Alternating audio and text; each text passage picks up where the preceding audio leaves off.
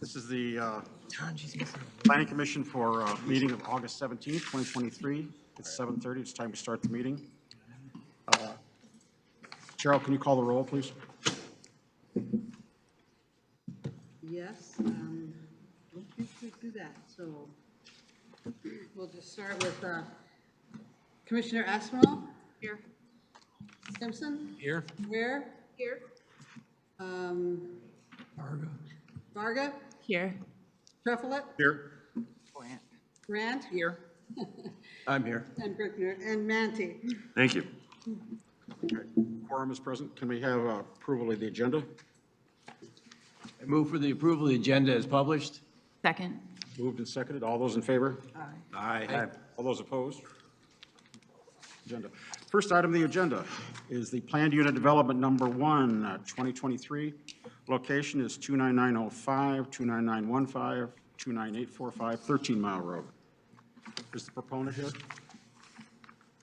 you step up, please, and give your name and address to Cheryl, please? Yep, thank you very much for having me. My name is Martin Manna, representing the Chaldean Community Foundation. Okay. Tell us what you want to do. Okay, great, thank you. It's good to be back in front of the commission again. Since our last meeting, we've had some discussions with a few of the homeowners associations, as was directed by the commission. And I want to just give you a quick overview and introduce some of our associates here today from Alexander Bogarts, who will be talking about the plans for the site.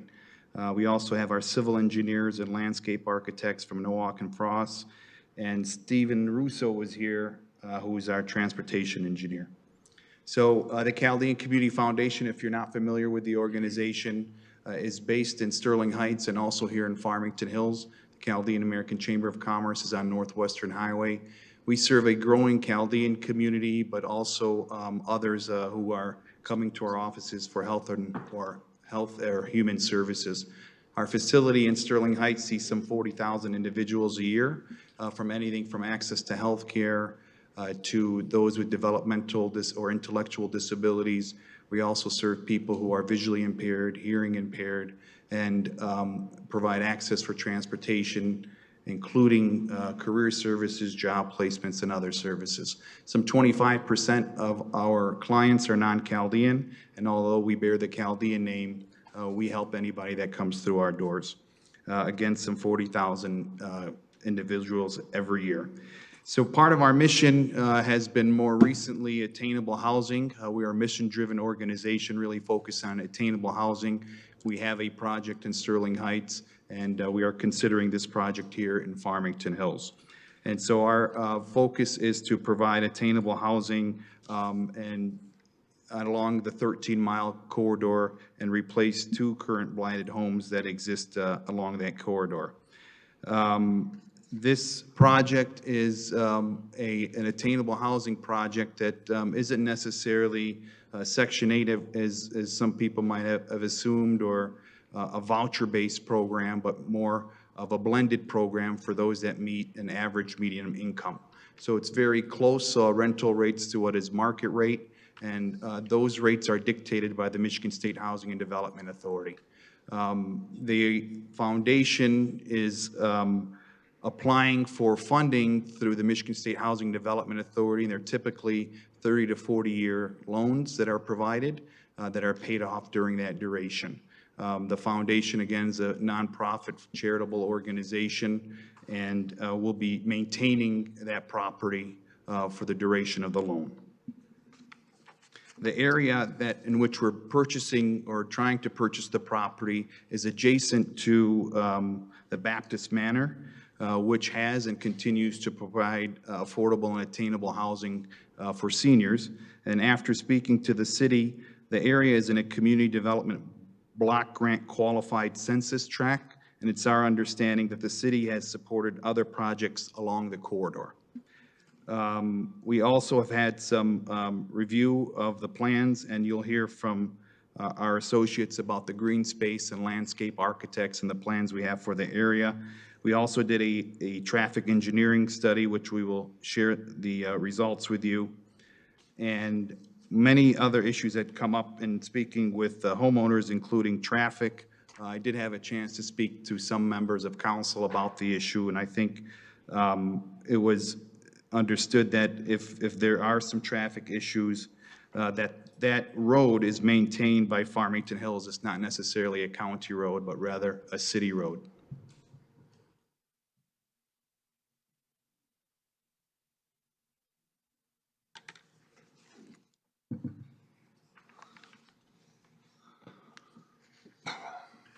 Thank you very much. I'm going to turn it over now to Mark Ben. Mr. Chair, can I ask a question? Here. We received a little bit of correspondence in advance of this meeting, and there, one of the things you touched on was this state program that you're going to take advantage of. And one of the letters asked such questions as, can you please explain what's meant by affordable apartments? Will they have a full subsidy? Will there be a minimum income limit? Could you go into more detail about the program? This is the first time in my almost 20 years here that any developer has come forward and said they wanted to use this program. Okay, so there are affordable housing developments within the city. And so again, Baptist Manor, for example, provides affordable housing that are subsidized. There are also some other units, I believe, maybe along 8 Mile in the city that currently exist. And so this is not necessarily a voucher program. There's many different types of attainable housing. Vouchers would mean that you would get a vouchers and 80 to 90% of your rent would be paid. Under this circumstance, it's really blended. It's like rent control. We can't really raise rents on the occupants unless it's allowable through the Michigan State Housing Development Authority. And that's based on a very small increase annually and based on inflation. So the people that would qualify have to meet an average median income. An average what? Median. There are no questions at this moment. An average median income. And what is the average median income approximately now? So in order to qualify, for example, just getting some numbers for you.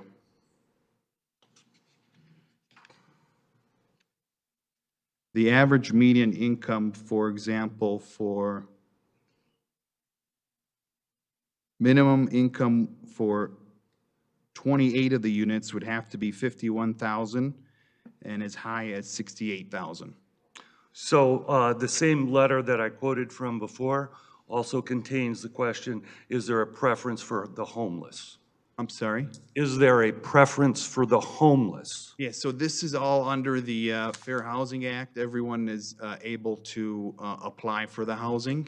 And I'm not sure really if there's a preference for homeless. Again, because it's not as if, homeless people would likely have to pay, wouldn't necessarily get a voucher. So if they don't have income, they're likely not going to qualify for this So development. if you don't have income, you're just saying you're likely to not live here, be able to live More there. than not like you, because. More than not Yeah, likely. because it's like any other development. I mean, you have to pay rent to stay in the, So you're expecting most of the people that you would be renting to would be employed? all of them would be.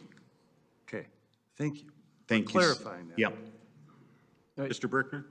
I think they will be more understandable to the crowd here. What's the rental range? Sure. Yeah, good question. Thank you. I have that. And so the average rental rate will be about $1,100 for the units. And there are 1-bedroom and 2 bedrooms. And then again, it fluctuates based on the median income. Yeah, but the thing is, no matter what the income of the person moving in, you still have a rental rate.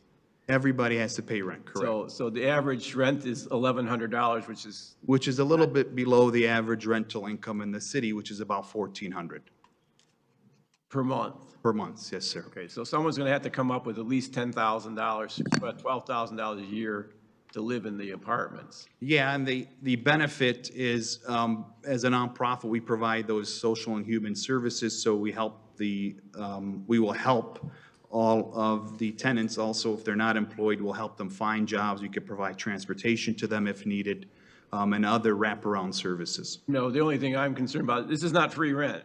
No, sir. Okay, so you're charging rent. That's Yeah, folks would absolutely. like to know that. We're going to have quite a big loan of about 20-something million dollars we have to pay back. Okay.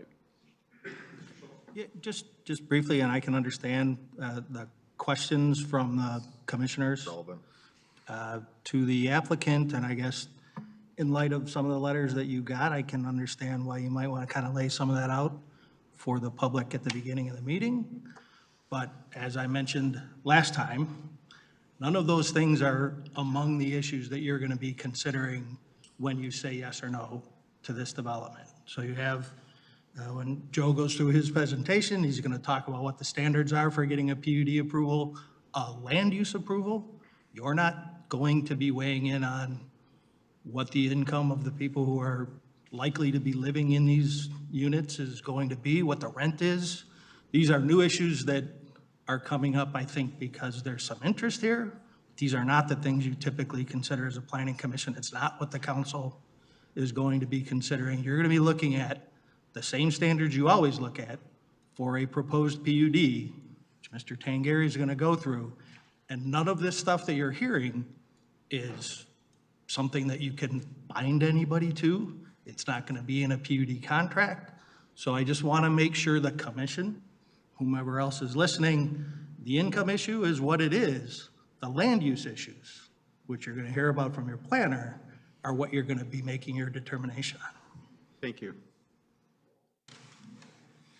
Okay. And you might have called this out, so I apologize if you did and I didn't catch it, but between the subdivision or the apartment complex that you're gonna build and the subdivision behind it, Holly Hills, how will you create separation? Is there a wall or trees, nature? What are we doing? Sure, great question, Commissioner. If I may, I could turn it over to the architect. He could provide that presentation if you want it now, or if you... Is it okay to have it now? Yeah. Yes, please. Thank you, Mark. Thank you.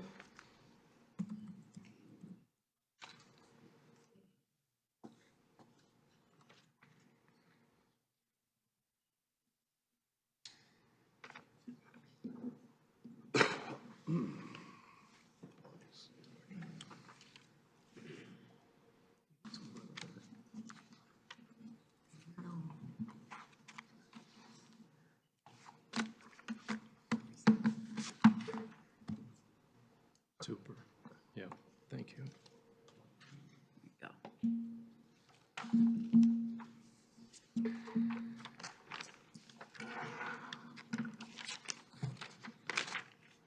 Before you start, we need your name and address for the secretary. Sure.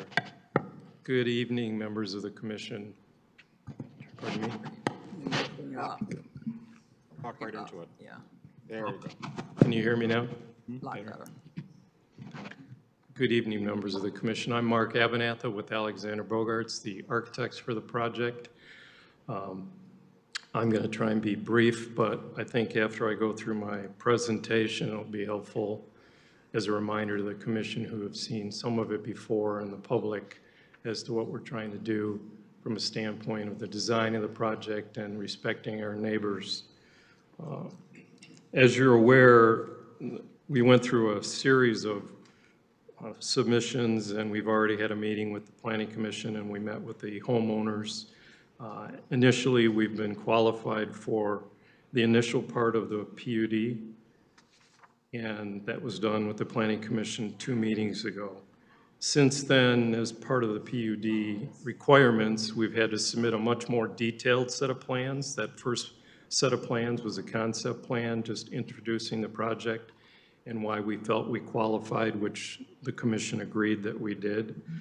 One of the main discussion topics of that meeting was activation along this area of 13 Mile, that it was an important factor. We had a series of meetings with the staff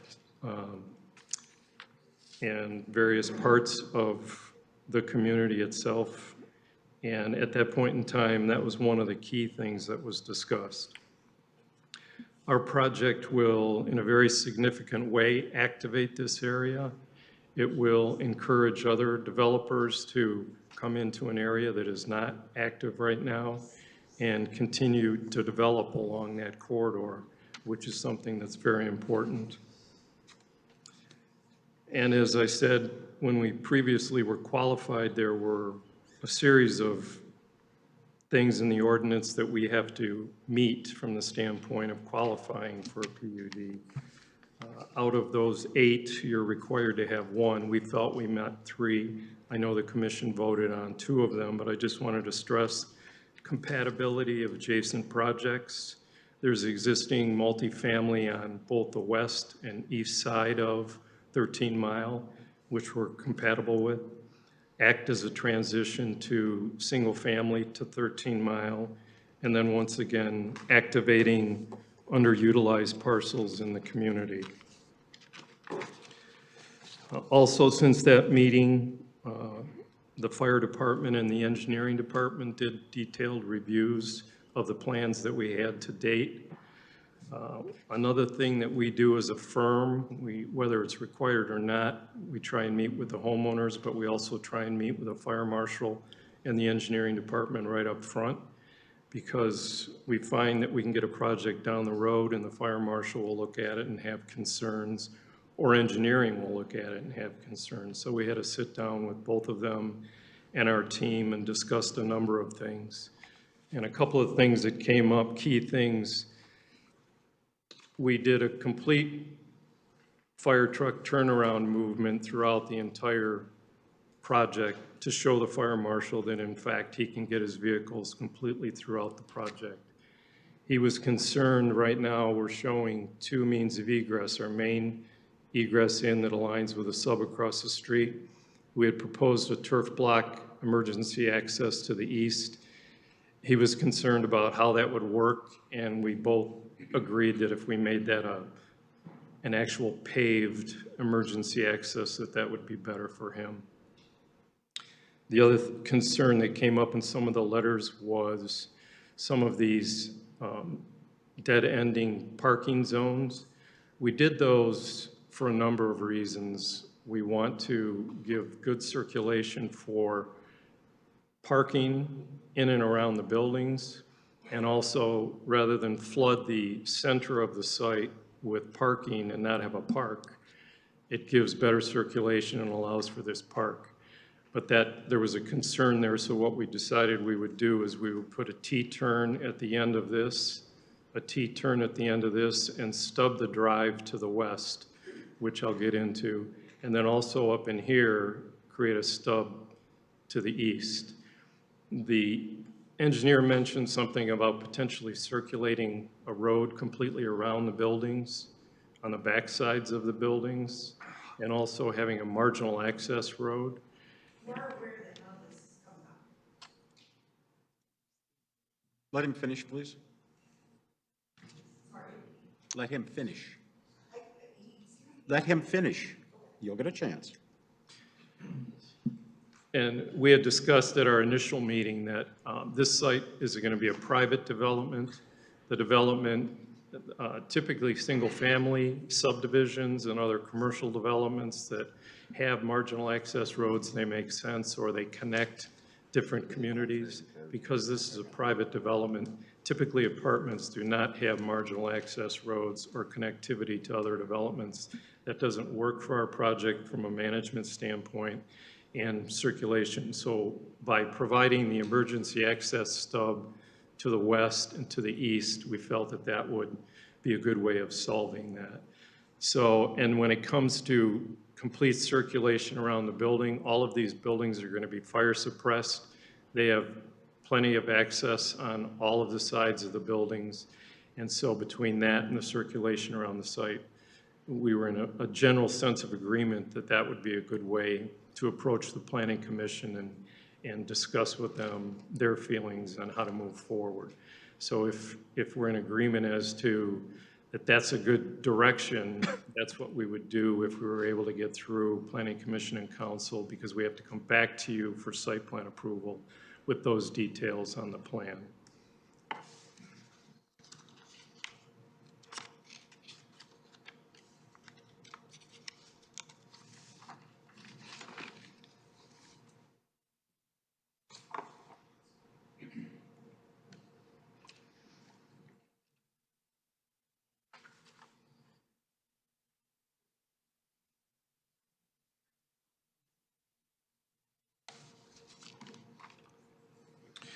As I mentioned, we met with the HOA, and one of the things that we try and do when we start a project is look at what's going on around the project, and we're extremely sensitive to the fact that we have neighbors surrounding us that are single-family homes.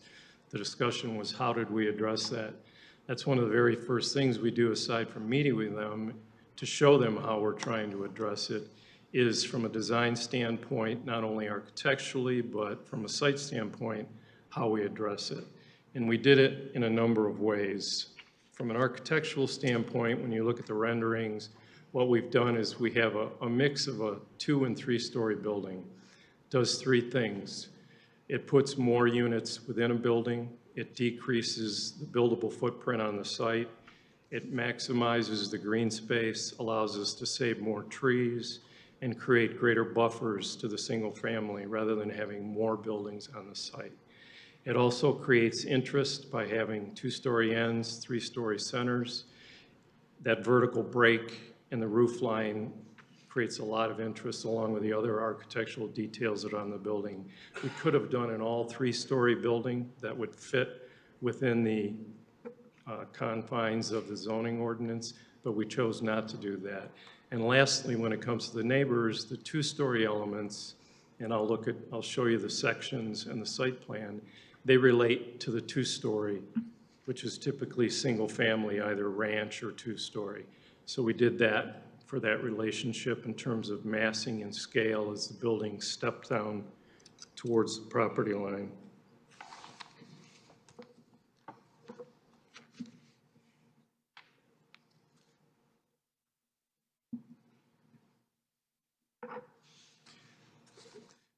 After our meeting with the Planning Commission and discussion and questions as were raised relative to how we buffer, our landscape architect did a detailed analysis of all of the buildings and how they relate to what's going on around it. So to the south, we have this building here where we've turned it on end. This end right here is that 2-story element. We did that specifically to minimize the building massing as it relates to the single family. From the end of that building to this pair of homes here, it's about 140 feet. We kept a large amount of trees on that property line, this property line, this property line, and across the front. So we have 140 feet, we have trees on our side, and there's trees in the rear lot line.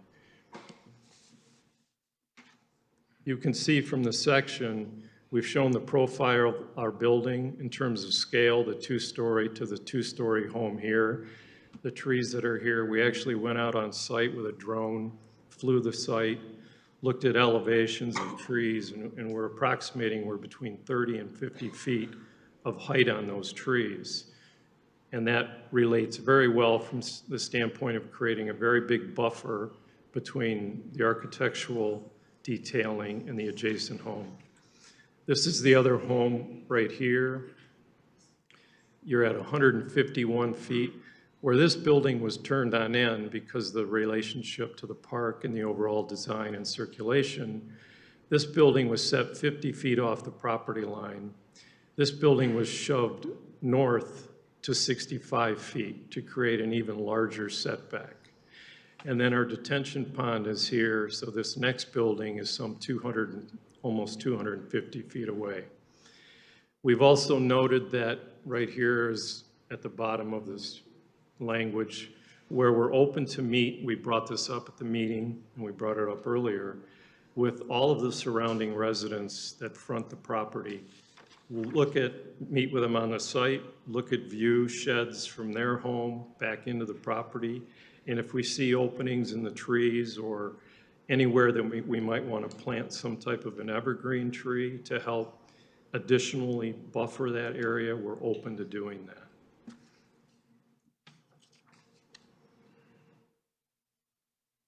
These are the 2 buildings that face to the north. This building, once again, is turned on end, which is a 2-story section, and you can see that right here. That building is basically 230 some odd feet to the residence. There's trees on the residence side, as well as trees here, both existing and proposed. Here we're some 216 feet to the adjacent residence, and you can see the sections there. So we've gone out of our way to try and develop a site that is minimal in terms of its lot coverage. We're only at 13.6% lot coverage, which is very minimal for a project this size. Traffic was discussed. We understand the residents' concern about traffic. We just want to reiterate, we didn't create the traffic situation that's out there now. Traffic is a problem on 13 Mile. Traffic's a problem all over, especially with the construction that's going on. We had a detailed analysis done by a traffic engineer. He's here tonight. He spoke to the residents during our meeting, and he's happy to answer any questions for residents that weren't at that meeting. But basically, his cover letter, which I'm sure you've read, said that there's not expected to be any discernible impact to traffic operations on the adjacent road network, and the proposed site access drive will operate acceptably. So once again, Steve is here to go through any questions that you have relative to traffic. PUDs are an agreement between the community and the developer. It's a give and take. We have to show that we're proposing something that's exceptional, that has public benefit to it. A lot of those public benefits have been discussed and are in your packets. As part of that, there are some modifications that we're requesting. One of them is parking. We mentioned this in our previous meeting at the Planning Commission and to the homeowners that most communities are overparked, and they're trying to decrease pavement for a number of reasons: environmental, heat gain, and loss of park areas, those kinds of things. So we're looking at the parking from what is the user's end use going to be, and we're at about 1.7. The industry standards for a multiple family project like that is right around that range. You can also look at 1 bedroom being 1 car, 2 bedrooms being a 2 car. So we're proposing 169 spaces, which is in that 1.7 range, and that's a reduction from the ordinance requirement of 200. So that's one of the modifications. Our building is basically right there at the allowable building height of 30 feet. We're at 30 feet, 5.5 inches. So we're asking for a 5.5 inch modification to the building height. It's been discussed by Giffords Webster, and we agree that the density that we're proposing falls within the RC3, and that we're asking consideration for that. We are also, because this is an attainable housing project that is being funded in different ways to one of the public benefits is to provide the attainable housing. The state of Michigan has outlined, as well as other states across the country, for the importance of attainable housing, workforce housing, for people that want to live in the community but can't because the rents are too high. As you've seen, the rents, $1,100 a month, it's a big number. But it'll also get people who want to live in the community and be able to work in the community a place to live. And this is going to be a beautiful brand new development to meet that need. So as part of that, one of the other things that we're asking for as part of this agreement is a modification or relief from replacement trees as part of the woodland ordinance. And then finally, this project is part of the pilot program for MISTA, looking for a 4% along those lines. So in conclusion, what we have right now are 3 sites. Two of the sites have vacant homes with vermin in them. They're obviously not being used. There's no aesthetics to them.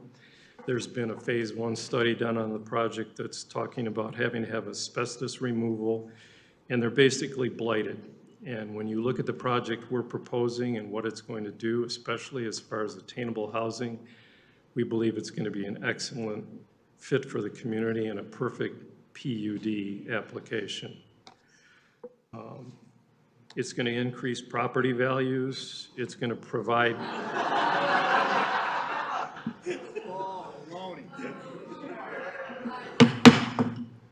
Really?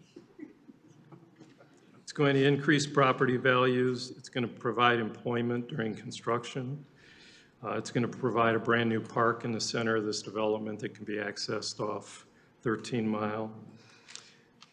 Very importantly, as I mentioned early on, it will activate this underused area of the community, and it's going to meet a very important need of attainable housing. We believe that it's going to create a very vibrant part of the community for an area that's not being used. So we would ask the Planning Commission that you'd carefully consider everything that we've shared tonight in our previous meetings and hopefully make a recommendation for approval of the PUD to the City Council. And with that, I'd be happy to answer any questions as well as our team. Just a quick question. In the correspondence we received, it repeatedly states that this development would be 5 feet 5 inches above the allowable maximum building height. 5.5 And just to inches. clarify, it's 5 inches, not 5 feet 5 inches. That's correct. All right, thank you. Mr. Brickner? Yeah, in our review, they indicate that we didn't get a schematic landscape plan, which was required, and the applicant must identify the analogous district in the plans, or on the plans. That was submitted. Okay, then I guess we'll take that. That was noted at the last Planning Commission meeting as well, that it was submitted. This was a more recent, oh, this is old. I'll ask Mr. Tate. Yeah, I'm sure Joe will mention what I've mentioned. Is this it? No, that's a survey. We provided a landscape plan as well as an analysis of the existing trees, the trees to remain and the trees that are coming out. Any other questions? That's it. Go ahead. Said letter was provided from the traffic engineer. I haven't seen that. Yeah, it just We provided that as well. Is it in the letter packet? came today. Oh. Should have been. It's on your desk. There was a cover letter and a detailed.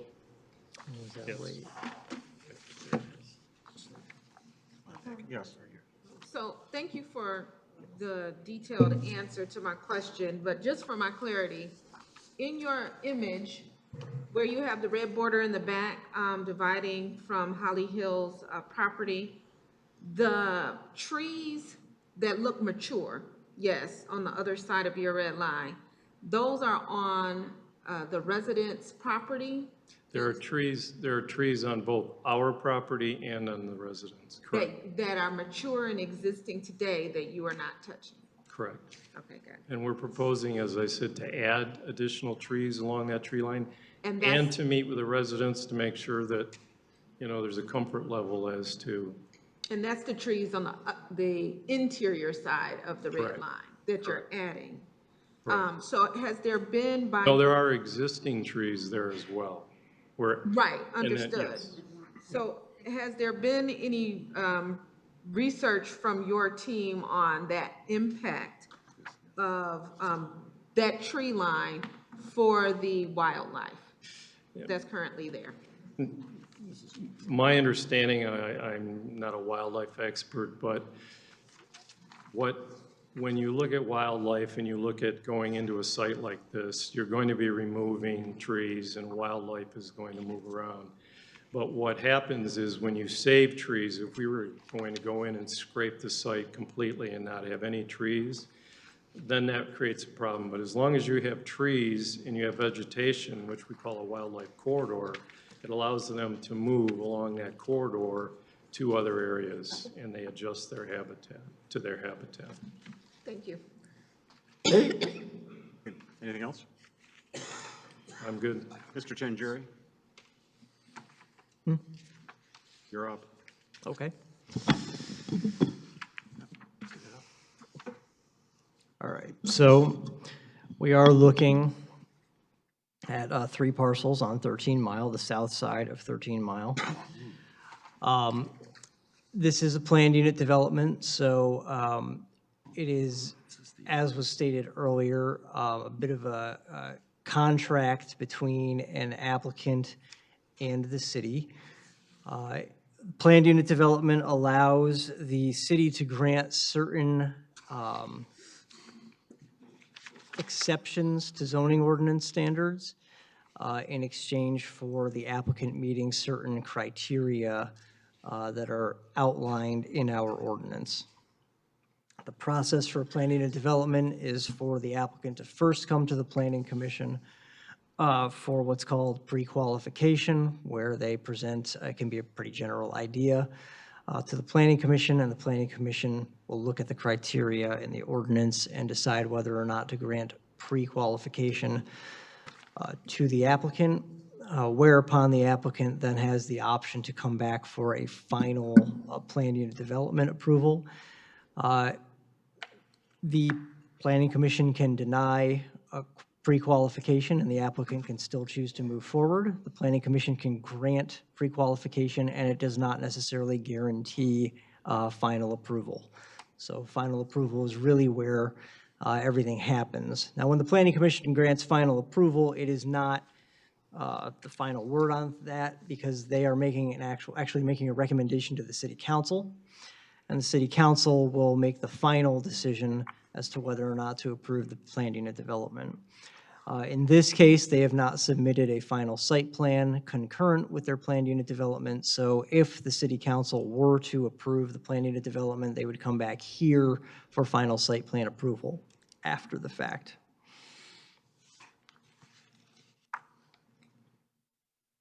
The current zoning of the land here is RA1, one-family residential district with a minimum lot size of 20,000 square feet. Site is 5.98 acres. There are 2 houses at present. The site does not have any wetlands or other water features. There are, of course, a lot of trees on the site. We look at the adjacent property. It is surrounded by other RA1 zoning, and single-family homes are the surrounding land uses on all sides. Brief summary of the project. They're proposing 100 units of housing in 5 buildings arranged around a central courtyard. 60 of the units are 1-bedroom units and the remaining 40 are 2-bedroom units, and the project is pursuing funding from the Michigan State Housing Development Authority. When we look at the planned unit development qualification, at its meeting on June 15th, 2023, the Planning Commission granted preliminary PUD qualification to the applicant, citing criteria E4 and E8, which I'll read in a moment. And as I said earlier, preliminary qualification does not guarantee final PUD approval. So we look at our criteria for planned unit development. One is that the use of the option shall not be for the sole purpose of avoiding the applicable zoning requirements. Any permission given for any activity or building or use not normally permitted shall result in an improvement to the public health, safety, and welfare in the area affected. Proposed use, which is apartments, is not generally permitted in the RA1 district. This is the primary deviation from ordinance standards. There are a couple of other smaller ones. Density is consistent with the RC3 multifamily district. The PUD shall not be utilized in situations where the same land use objectives can be accomplished by the application of conventional zoning provisions or standards. So the applicant is proposing density that's consistent with RC3. Their narrative notes that a rezoning to RC3 was considered. The PUD process was more suited to achieving the goals that they had for the project. Planned unit development option may be effectuated only when the proposed land use will not materially add service and facility loads beyond those contemplated in the future land use plan, unless the proponent can demonstrate to the sole satisfaction of the city that such added loads will be accommodated or mitigated by the proponent as part of the planned unit development.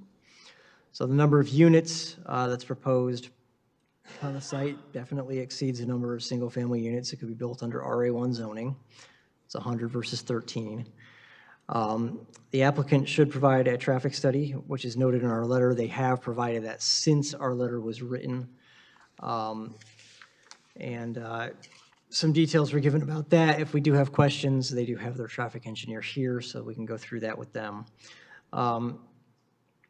Complex is planning to use one access point to 13 Mile Road, and engineering and fire did indicate some preferences for stubs to the other, to the properties east and west. The applicant did indicate that they're looking at providing that now. The criteria that I referred to earlier under item E, the two that the Planning Commission cited last time when it granted that preliminary approval were to provide alternative uses for parcels which can provide transition buffers to residential areas, and to bring about redevelopment of sites where an orderly change or use is determined to be desirable. The applicant also cited objective 2 in their letter, but the Planning Commission did not include that in its motion of preliminary approval.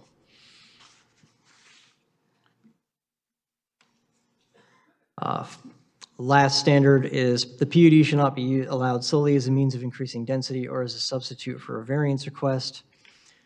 And an increase in density is certainly sought by the applicant.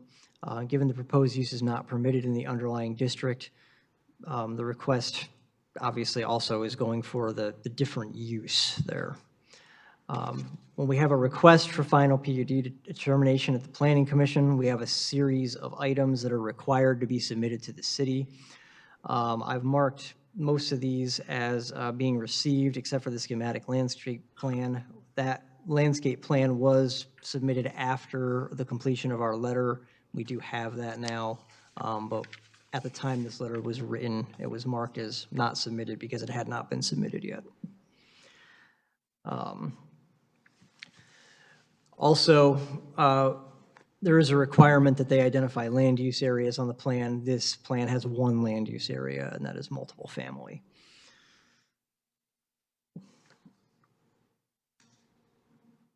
So when we look at the conceptual site plan and use, we're not actually approving a site plan if we move this forward to council.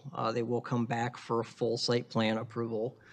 But we've got a sense of what they're looking to do here based on what they've submitted. So again, 100 units in 5 buildings. When we look at the density, so the parcel is 260,620 square feet. Density is determined by the number of rooms that are provided in the project. So per our ordinance, a 1-bedroom unit is considered to be 2 rooms, and a 2-bedroom unit is considered to be 3 rooms. That standard is based on potential habitation, essentially. So the applicant proposes those 100 units, 60 of them are 1-bedroom and 40 of them are 2 bedrooms. It's a total of 240 rooms. We find that under RC3 zoning, you'd get 248 rooms as a maximum. So the proposed density is consistent with that district. Under RA1 zoning, the maximum number of units available on the site is 13. The master plan's future land use map designates this site as a single family. It's part of the residential special planning area named 13 Mile Road near Middle Belt number 1 in the 2009 master plan. That area covered several additional lots in the plan, and was identified as an area with the potential to be aggregated and redeveloped with a single access point off 13 Mile. That planning area was identified for single-family, generally cluster development was what was called for there.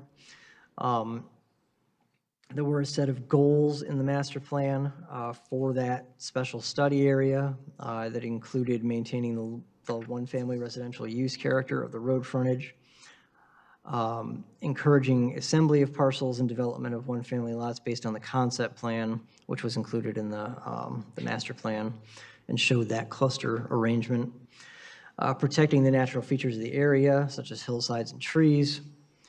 And then there were some policies that went along with those, following the concept plan under RA1 zoning, locating the primary street parallel to 13 Mile Road, and Location of entrance roads from 13 Mile would be determined by the timing of development. Lots not fronting directly onto 13 Mile. Short cul-de-sacs, an interconnection of streets over time, so stubbing to neighboring parcels. Encouraging names of development that are similar in order to establish a unified identity for the area, allowing flexibility in the application of city standards, encouraging flexibility in building setbacks, permitting water retention in open space, and then considering the cluster option when at least one side of the property in question borders on a use that's other than one family detached, and then maintaining the density as planned and zoned at 1.8 dwelling units per acre.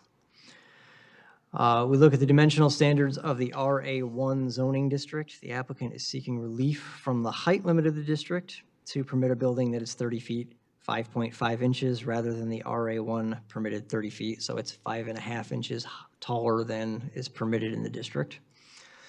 The setback standards of the RA1 district are met. We have a 40-foot front setback. They're at 50.6 feet, 35-foot rear setback, they're at 50.5 feet. The side setback is required to be 10 on the smallest side and 25 total. They're at 50.8 feet and 50 feet. So they're basically 50 feet on all sides at the closest approach. And then lot coverage is permitted to be 25% in the RA1 district. They are proposing 13.6% lot coverage. Lot coverage is the area of buildings on the lot. It does not account for impervious surfaces such as parking lots.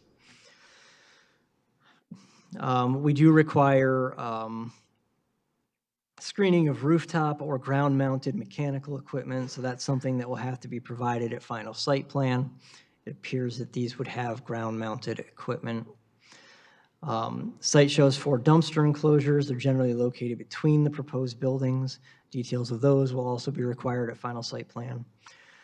Looking at parking, based on the requirements in our ordinance of 1.5 spaces per 1-bedroom unit and 2 spaces per 2-bedroom unit, we come up with a requirement of 170 spaces, and they're providing 169, so they're a little below. Tree removal, they did provide an inventory. They have not given us a replacement calculation. In the architect's presentation, he did note that they are actually going to be seeking a waiver for replacement, so that is something that should be added to the list at the end of our letter. We have 3 items, and there were 2 other items that came up in the presentation, which I'll mention in a second.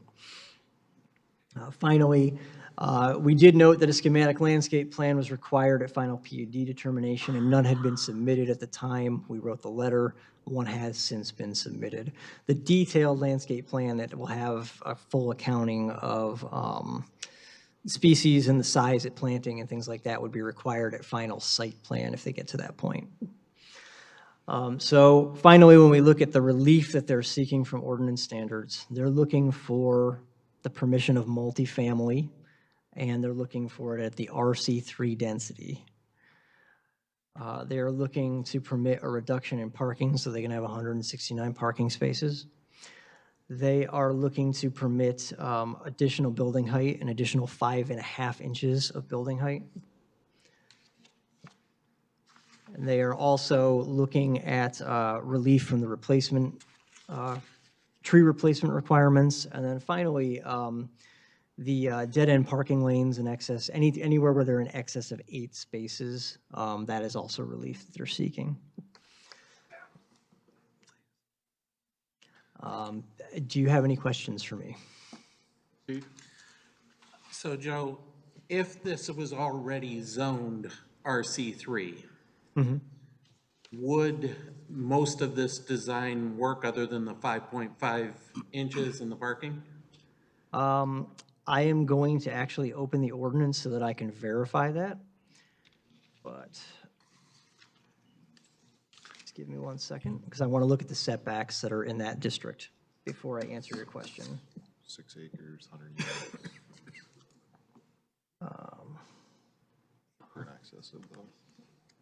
RC3, yeah. So in the RC3 district, the minimum front setback is 50 feet, the minimum rear setback is 20, and the minimum side setbacks are 20. So they are in excess of the setbacks that would be required in the RC3 district, if this were zoned RC3. And the two things they're seeking relief on would be obtainable through the ZBA, in theory, if it was a RC3 already. That's correct. They'd still be a little over the building height because the same height applies in the 5.5 RC3 district by 5.5 inches. And the parking would still be a little short. And then they would still have those lanes that are dead-end parking lanes, yeah. So, but for the most part, if this was RC3, there would be a way to potentially build this. Yeah, for the most part, you would be able to So, basically do this just with a few modifications. yeah, so how does this pass item 3, which says this PUD shall not be utilized in situations where the same land use objectives could be accomplished by the application of conventional zoning provisions? That's an excellent question. You know, I mean, the applicant has their reasoning, and I will let them go through their reasoning again, but it does appear that most of what's being proposed here could be done with conventional RC3 zoning. So just to clarify, they have to pass each one of those. So failing item C would make it ineligible for a PUD. Yeah, that's correct. The other thing, the tree removal would be a pretty big variance if they were to go for that. We have a lot of situations where tree removal and they pay into the tree fund. That's correct, yeah. Correct. Yeah, it'd be unusual to seek a variance of that nature from the That's correct. board. Yeah. It's more usual that the planning commission would consider that waiver. Mr. Manning? Yeah, so what I'm interested in is what would we expect if we do nothing tonight would eventually go in there? Three single. I mean, you've got 3 lots there that are single family. There are houses on 2 of them right now. One could go. So in these on 3 the third lots, one. I tried to walk around there and it was quite difficult. Okay? Are they all abandoned at the moment? Are they? I could not definitively speak to the status of the 2 houses that are there. I don't know if there's actually someone living in them or not. I believe it says in our agenda that the foundation owns the property. And I don't believe that is correct. Option Option to purchase. So they are 3 independently owned properties. It does, Yeah, I don't think they're all 3 owned by tell you what different I'm going to people. do. I'm going to simplify it by saying, let's assume that these 3 properties are in fact bundled, because it sure sort of looks that way. They're And I under think common it's a ownership. reasonable assumption for me, okay? Some kind of subdivision is going to go in there, most likely, that would fit the current zoning RA1, right? Yeah, up to 13 units, yeah. So there'd be 13 houses, right? And then, can you pull up the SP05, the sheet 05, that's with the plan? The only reason I want you to pull that up is it's got the setbacks marked on it. Is this SP05? Let's see what we've got here. Site plan. And then, I think the setbacks that are shown are 35 feet. They've got 50 on all sides on the plan. No, that are the dotted line that will soon be up there. Where they're showing what the potential building Right, envelope is? the Yeah, potential building envelope.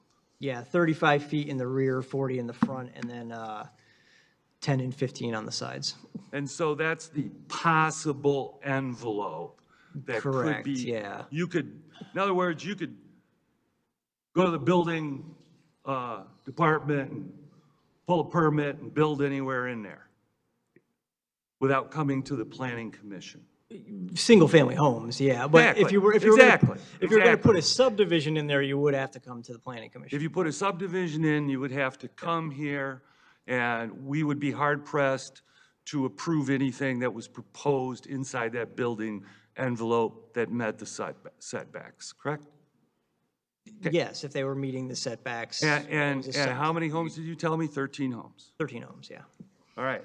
And there's no reason to assume that someone would only put 4 homes in there. I'm just being Joe. So then, we do have a tree ordinance, and somebody can take down a tree and pay into a fund, right? That's correct. Would any of those trees that are outside that building envelope have any other protection to them or not? I mean, what could happen? Yeah, I mean, at the time of construction of the subdivision, they would have to replace trees. And then if those trees were to become part of a private lot, people could potentially take them down. People could take them down, Yeah. right? Okay. So, I was a planner. We always look at the without condition versus the with. The without condition is not what's there today. Okay? I wanted to clarify what that, Sure. without our action, what may happen here. All right, thank you. Anyone else? Okay. I'm going to open the public hearing. I'm sorry. Barry. Oh, Barry, I'm sorry. We're hiding back there. Was there an updated report from you? 'Cause the last one I have is dated July the 11th, and I looked on what was sent to me online, and it was July 11th. Are you satisfied that the one glaring portion that has been submitted to, Yeah, the schematic landscape plan, yes, that has been submitted, yes. okay, so that's off the table now. They did what they were supposed to do. Right. Okay. You have a copy of it, right? I do have a copy. It's okay? Yes, it long as satisfies you're the happy. requirements for a schematic landscape plan. Because I've been looking for it, and I thought that there was something, an updated form that didn't get submitted, but I looked all over what was given to me today. It was the same thing as I already had. And This gives you a sense what's up on the screen right now Yeah. of the landscape. you're gonna, I'm sorry, what'd you say, Eric? On the screen right now, this is the sheet that we're referring to. Yeah, no, I understand. Oh, that's the sheet that. That's it, yeah. You didn't have before. Correct, yeah. That's the updated one, because I've seen something like that before. Yeah, there's a similar illustration on the in one of the main documents that they provided, but yeah, this is what satisfies the schematic landscape plan. And just to ask the question that we know the answer to, but not everybody else does, this plan, even if it's approved, well, this is just the PUD request. That's right. It goes through the whole thing, gets approved. This will not get built if it does not meet engineering standards or the fire department standards. So if they can't get the trucks through there, this ain't gonna happen. And I know one problem that most folks are concerned about is, what about water runoff from the new construction onto existing construction? And the engineering won't allow that to happen. It has to be set up where all water stays on site and does not go to other areas or to the neighbors behind or the neighborhood behind. If they don't have that as a part of the plan, it doesn't get built. That's correct. True. Thank you. Anyone else? Okay, I'm going to open the public hearing. If you'll come over here and give your name. You have 3 minutes. First name is R-A-Y, last name is Pastor, P-A-S-T-O-R. Okay, your address? Thank you for the opportunity. Your address. So Just- if I can just say, that was great saying of your name. A lot of people will say their name so quickly that I can't catch it. You got it. And if you want to share your address, it's not required, but it kind of I will share it with you on private at the end. Okay. Again, Ray Pastor, thank you for the opportunity.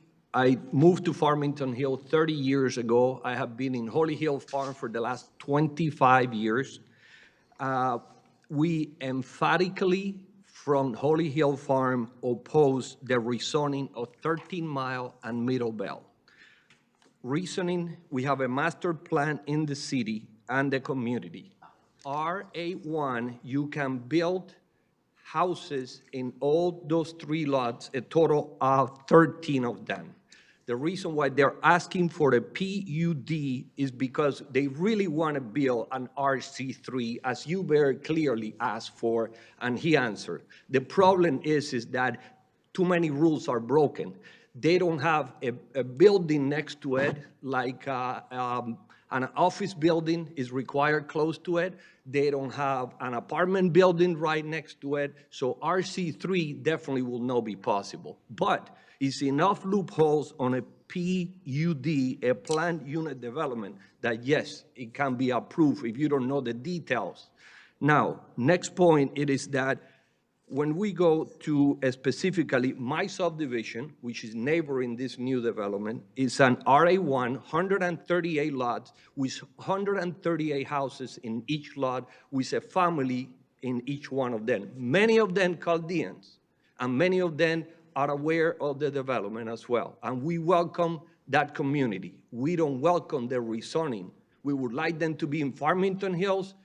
No, in that particular lot, with 138 lots, in my subdivision, we're good with 138 houses. They want in 3 lots, build 5 buildings, 100 units, 240 rooms, 3 floors, and 5.5 inches is a lot, depend who you ask, okay? So next, I want to mention that they do have a loan from the MSHD8, Michigan State Housing Development Authority. They force them to have low-income families living in there. That's the only reason why. If you get money, you have to have certain amount of people, no matter what religion, color, where you're from, they have to go ahead and have it in there as well. If not, they will not get that money.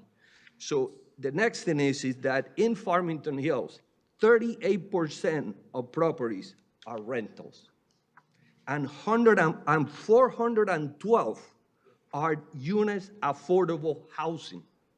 So we are at par, even above many of our neighbors. That's your 3 minutes. All right. Was fast. I thank you very much for the 3 minutes.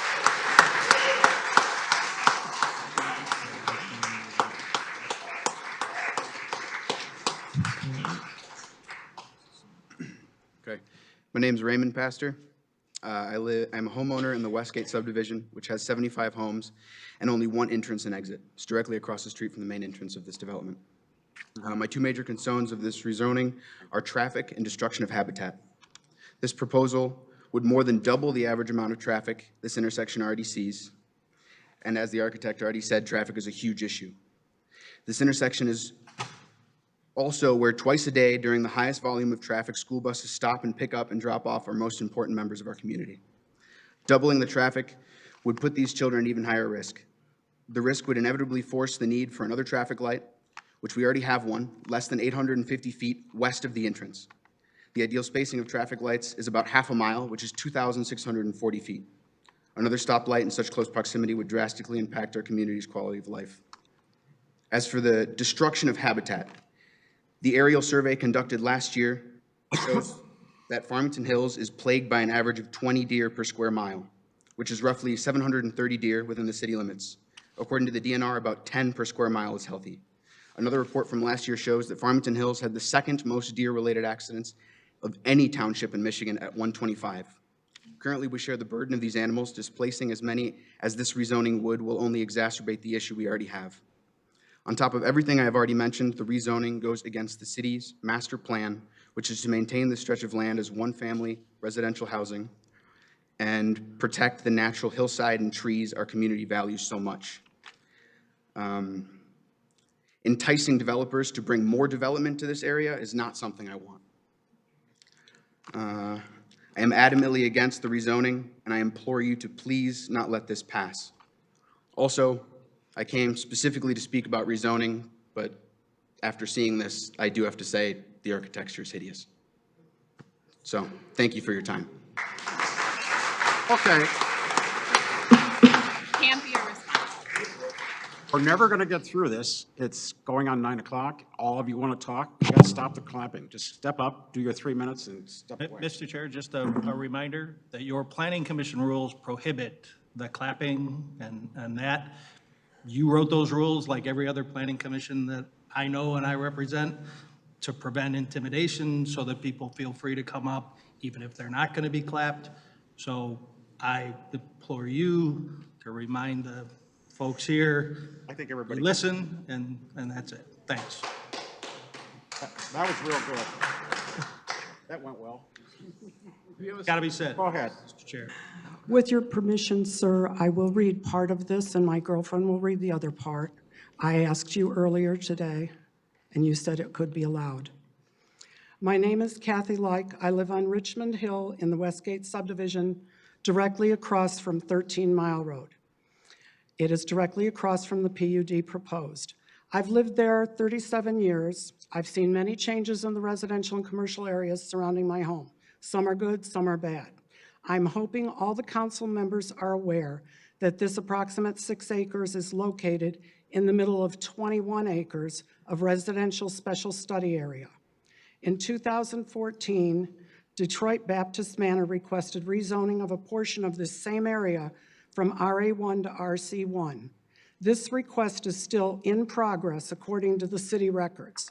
A rezoning of RC3 would allow a 45% increase in density from RC1. If the rezoning to RC3 is approved for the PUD, this 6-acre project will set a precedent for the remaining 15 acres in this residential special study area. The density of 100 units could eventually become 200, 300, or even 400 units for this 21 acres, which should have 37 homes. This is not acceptable to the residents of the surrounding areas. We have homes we have worked hard to maintain and improve. Our subdivisions are park-like and encourage child rearing and natural preservation. The congestion of traffic and people would be intolerable for the current residents. The PowerPoint by CCF has some valid points. There are 2 vacant homes. They are infested. The current owner, according to city records, is Moby Investments, LLC. They have owned 2 of these properties since 2015. The third was acquired in 2022. Therefore, the infestations are their responsibility. The overgrown and undesirable landscape is also their responsibility. They have been cited for violations many times over their years of ownership. Was that the ding? No. No, I'm sorry. The traffic study presented to our homeowners association was an insult. The traffic study was done in the middle of the day, in the middle of the week, in the middle of the summer, i.e. vacation time, and in the middle of road construction. Inkster Road, Middle Belt Road, and Farmington Road were all blocked and or closed for road construction somewhere between 11 Mile Road and 13 Mile Road. How do these circumstances warrant a fair assessment of the traffic in this area? The declining home values CCF mentions will not be halted by this proposed project, but quite possibly values will decrease more rapidly due to a population density and more traffic congestion in the area.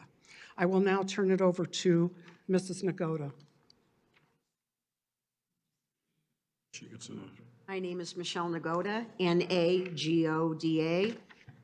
I live on Richmond Hill in the Westgate subdivision. Now to the actual proposed buildings and the building site. The buildings are extreme in both size and height. 3 stories requires a relief from the ordinance of 30 feet. The architectural drawing shows 35 feet 5 inches, approximately 41 feet 5 inches. That's in the August 17th packet, page 67. At the ridge line. These variances are not suitable to the area. The parking will not be adequate for 100 units. The outdoor recreational space is also too small for individuals and/or families.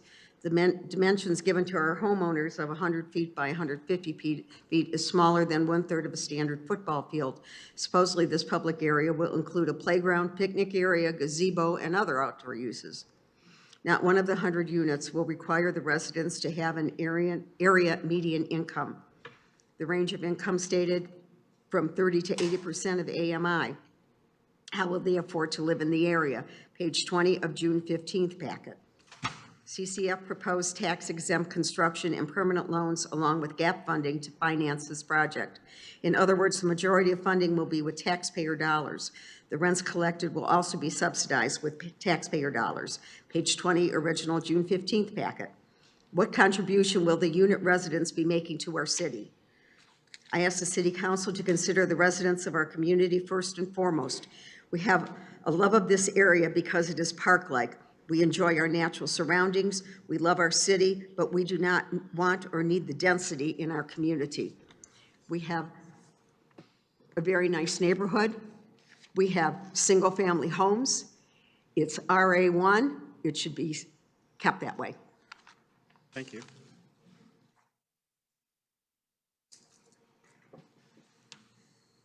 Good evening. My name is Isaac Dunn. I live to the property exactly adjacent to the east on where they want to build this. I didn't come prepared with a lot of information, but I wanted to say that I moved from Redford, pretty dense neighborhood with a lot of homes, because I wanted somewhere for my 1-year-old child to have room to play and to grow. I didn't plan to move next to 100-unit apartments. I didn't sign up for 30 years for this.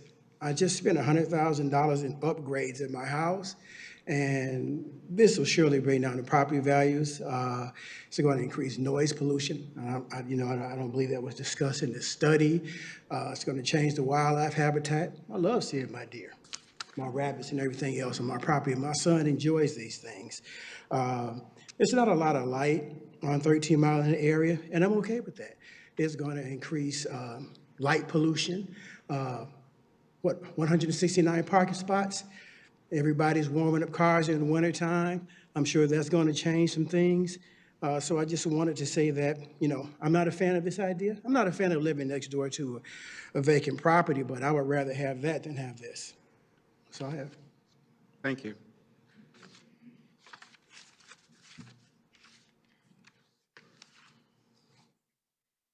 Hi, my name is Adrienne Davies. I live in Holly Hill Farms on High Meadow. I am a licensed architect. I am on the HOA board, and I'm the chairman of the architecture committee. I have a few visuals, if that would be okay, if we could just take one and pass it down. That's a packet for each one of you. As an architect, I understand the importance of low-income housing. I also do value increasing a city's diversity. In order for it to be successful and for the new residents to move in, they need to feel welcomed. Unfortunately, based on the design, they're not going to feel welcomed. And in fact, we have a petition. There's 435 signatures, and most of them are neighboring properties saying that they're not in favor of this proposal. And I've been talking to the neighbors that are on the north side of Holly Hill Farms, and they are expressing high levels of distress. They're talking about moving. They're writing letters. They're signing the petitions. I've gone into their backyards with them, and I've seen personally how it would affect them. And I honestly feel bad for them. So there's a few reasons of why that this would not be good for them. One of the things is, just so you know, Holly Hill Farms, it is, we're looking at it being a historically designated neighborhood. We were contacted by the chair of the Historic District Commission of Farmington Hills. We have one of the largest collections of mid-century modern homes and a rare collection of successful local architects designed homes. So it is a rare gem that should be protected, and we are looking to protect it with a historic designation. There has been some dispute, you've noticed, over the 5 inches or 5 feet. Which one is it? I can explain it, and in your packet, you'll see your definition of max building height. It is based on the highest midpoint between eaves. The way that you could claim that it's 5 inches is if you average all the different roof lines, and that's how they're coming up with this discrepancy. But that is not your definition. Your definition is the highest midpoint. So we're 5 foot 5 inches. That's the height of me. That's the height of half my house. And these historic homes, these are low sprawling ranch homes. Like, for example, my house goes from 8 foot to 10 foot. You know, you look at like this 5 foot difference is half the height of my home. And if you look at this comparison in the packet, you can see this is 4 times the size of my house. So also with setbacks, this is setting a precedent to reduce our setbacks by 15 feet. There's a dumpster that's being proposed 25 feet from the proposed lot line. And just in conclusion, I just think this development would be better welcomed by our community if it was positioned in a place that went with the fabric that already does exist. And I just think that I think we should uphold these ordinances that are here for a reason. Thank you. Hi, I'm Alan Eisner, I-S-N-E-R. I live in Holly Hill Farms, lot 97. I'm one of the adjacents. In 1985, my wife and I found an amazing home in a remarkable subdivision, Holly Hill Farms. The developers had built a sub in a forest, placing the homes amongst the trees rather than cutting them down.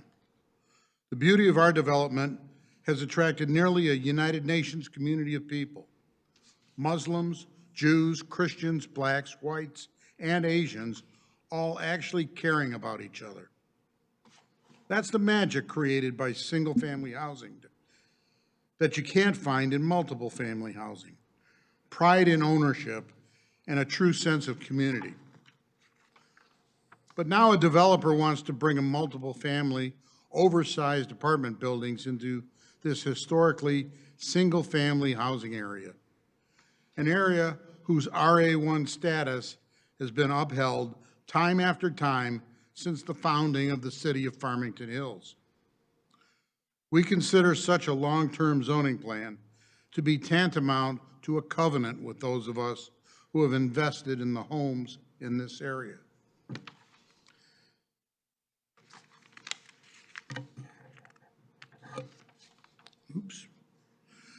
Building these apartments will bring several years of noisy, heavy machinery to our serene subdivision. Once completed, floodlights will brighten our bedrooms all night long in order to light their parking lots. The developers are asking that they be allowed to build their apartments 5.5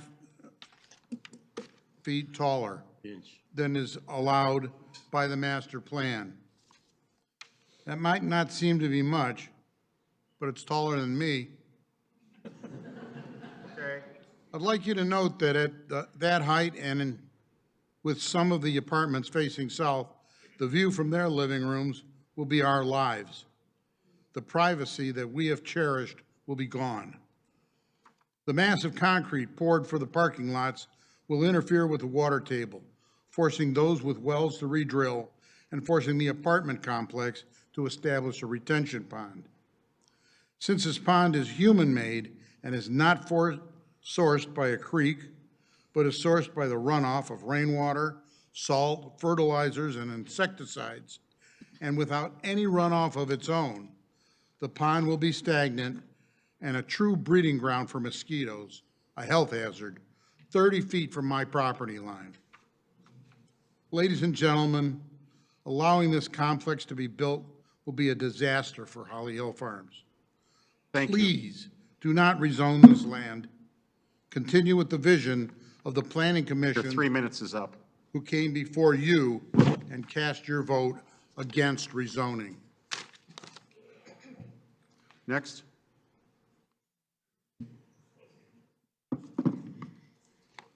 My name is Larissa Gallagher, and I live on Woodbrook Street with my backyard directly adjacent to the lot of land where the apartments are proposed to be built. There is currently just a low chain link fence between our yard and the vacant lot behind, which is currently filled with grass, plants, trees, and wildlife, including a family of deer, and is incredibly quiet and peaceful.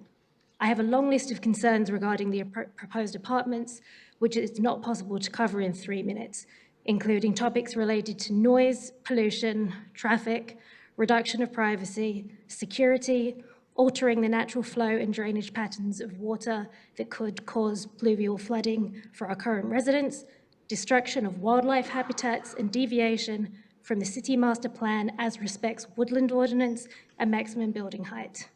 My understanding is that there are other lots of land in the city that are already zoned for multifamily properties, so I see no reason why this lot should be rezoned from single-family residences. I've sent a more detailed letter to this council about those concerns, and I'm sure my neighbours will also touch on these points. I have a more unique perspective that I wanted to share during my limited time today. I'm the part owner of an insurance agency, and we specialise in underwriting liability insurance for private security guard companies nationwide. I've reviewed applications from over 1,000 security guard companies since the beginning of this year, many of whom work at apartment complexes, including low-income or affordable housing locations. These applications include a 5-year loss history for each company, which shows a fraction of the incidents that occur at these types of locations where the security company gets brought into a lawsuit for failing to provide adequate security.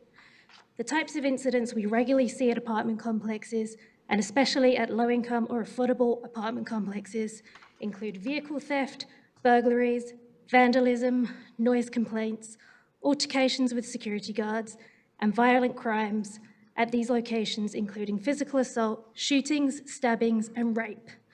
So with this first-hand insight into the typical incidents that regularly occur at similar apartment complexes, you can understand why I wouldn't want a location like this constructed at the end of my backyard. No, thank you. As you can see from the turnout here today, this project does not have the support of the local neighbourhood. Thank you.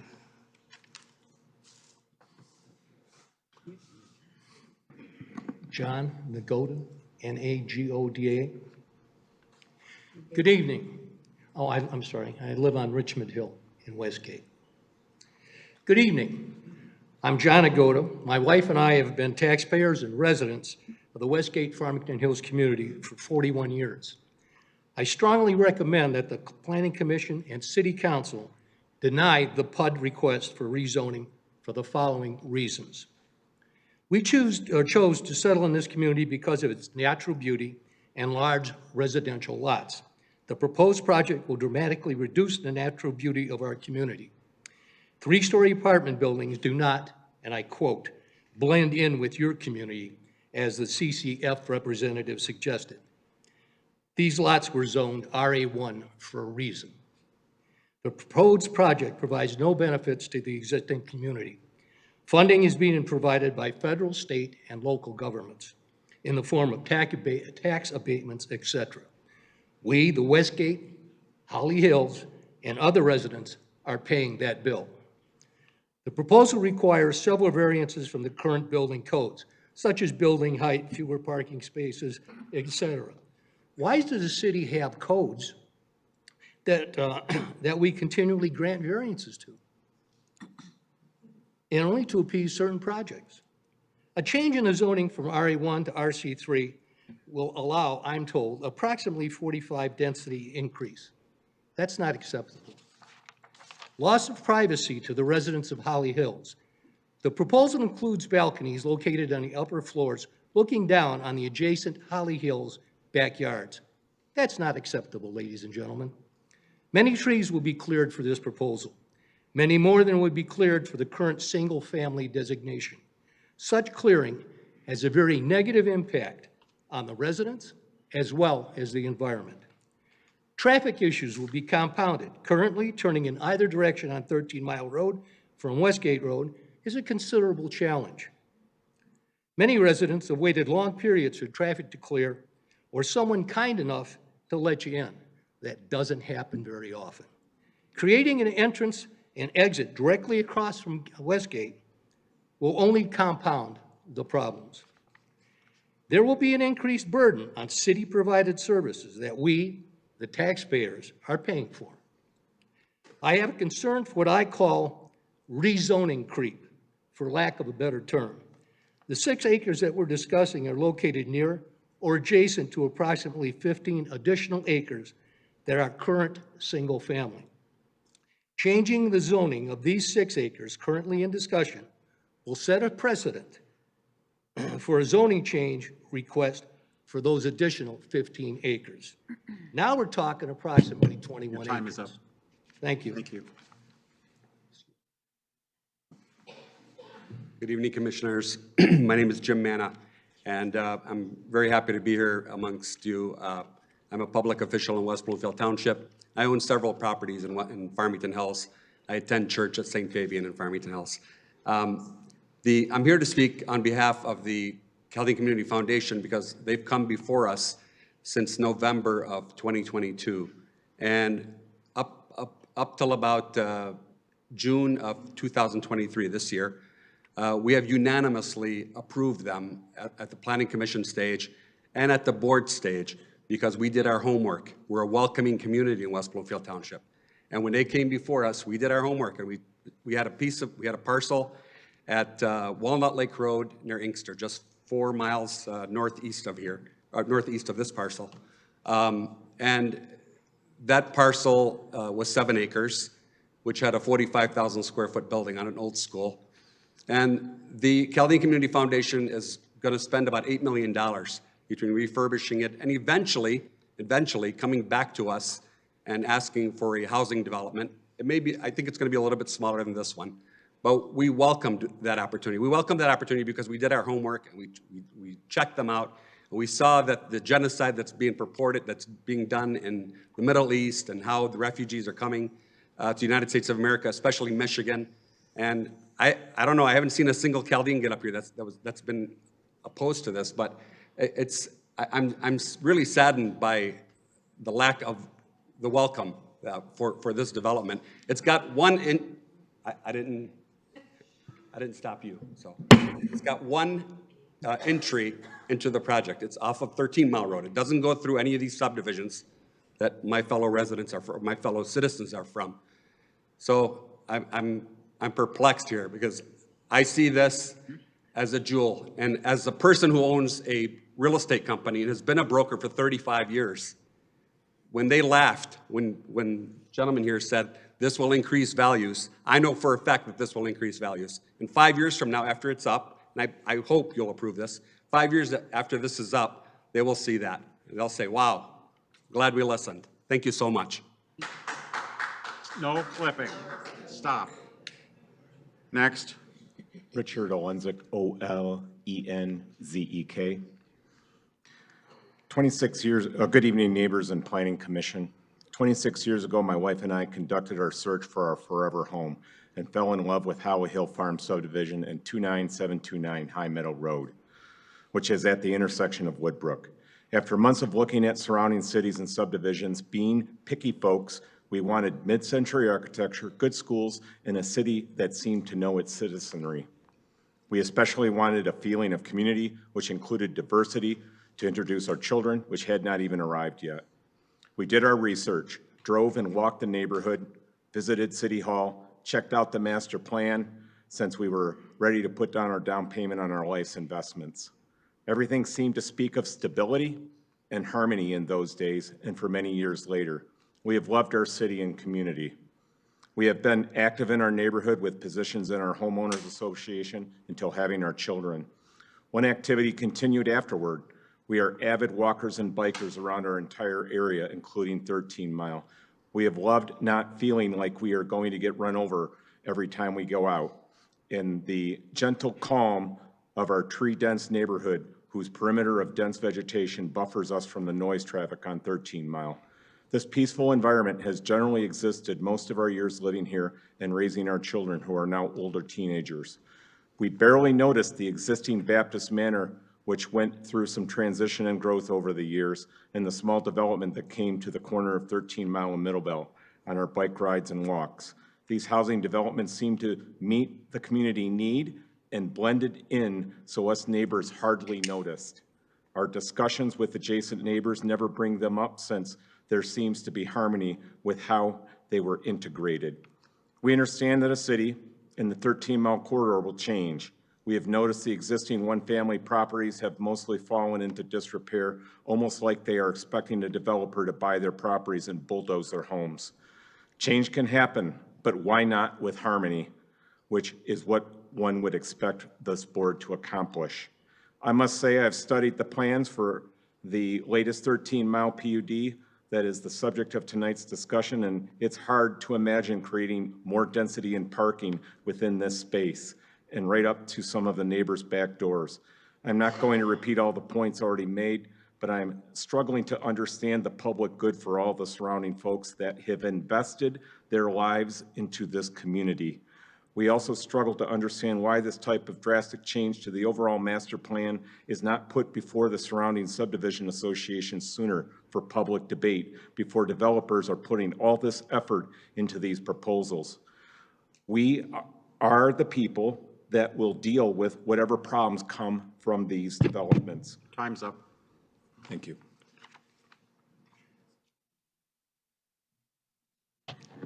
Good evening. My name is Dave Nona, N-O-N-A. I'm a partner in Triangle Development, which is located at 30415 West 13 Mile Road. This is only a few hundred feet west of the subject site. Triangle Development also owns that building. For the last 15 years, I've been walking through this site and driving by it, and I've always wondered why it hasn't been developed. And I think the reason is obvious. It is not feasible to develop this site into single-family homes, into 13 homes, considering the cost of land and development and construction.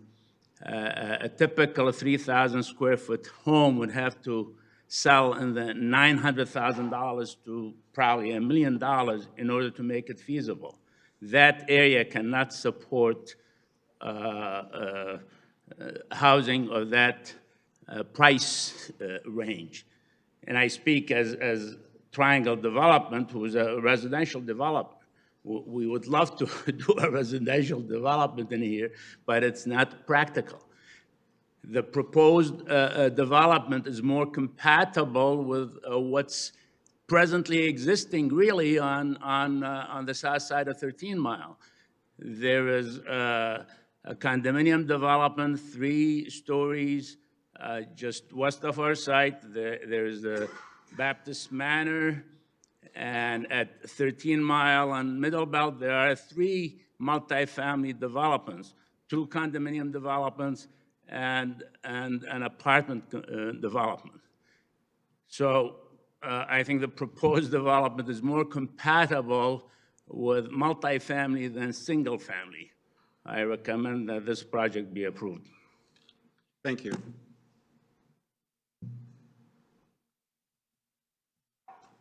My name is Sieglinde. It's spelled S-I-E-G-L-I-N-D-E. And I live at 29976 High Meadow in Holly Hill Farms. I'm here to mention my opposition and my community's opposition to the proposed project. We have a petition with 440 signatures. I represent the entire community and the surrounding areas. I am part of the HOA and I'm on the architectural committee. I've owned 2 houses in Holly Hill Farms, and I currently own 2 houses in Farmington Hills. We sought out this environment to live in based on the nature of the community. And the important factors that influence all our lives are that our community was designed to be a sanctuary in the middle of the city. and Holly Hill Farms has a multitude of different architecture, and it falls within the current master plan. I was going to talk about zoning, but I think that we all know that we'd like to keep our A1 zoning, and we've talked about that a lot tonight. What I would like to mention is it sounded like the architect suggested that mature trees are actually creating privacy for our neighbors in Holly Hill Farms. And he also suggested that there's going to be no fence. This gives what they suggested, 100 units, 1, 2, and 3 bedroom, 240 people, access to everyone's backyard in my community. You can walk directly into my community, and that doesn't seem like privacy to me. And the proposals also don't seem harmonious, nor do they follow the master plan.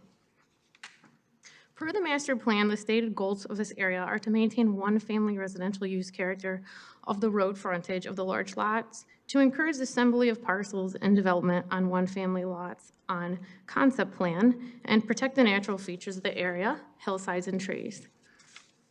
This is why all of the places one would live that we've chosen this area, and you see by everyone in this room, they have like strong family ties here.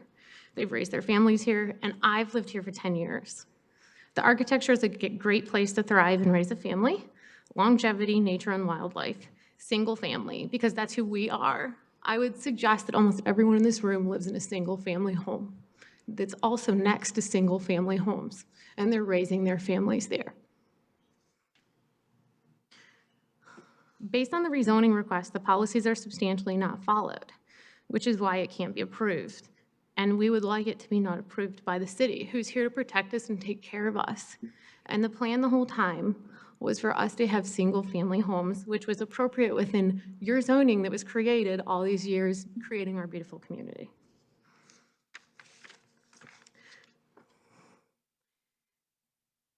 The proposed development is comparable to RC3 multiple family residential district, which we've also talked about tonight that really not a lot of people are like excited about.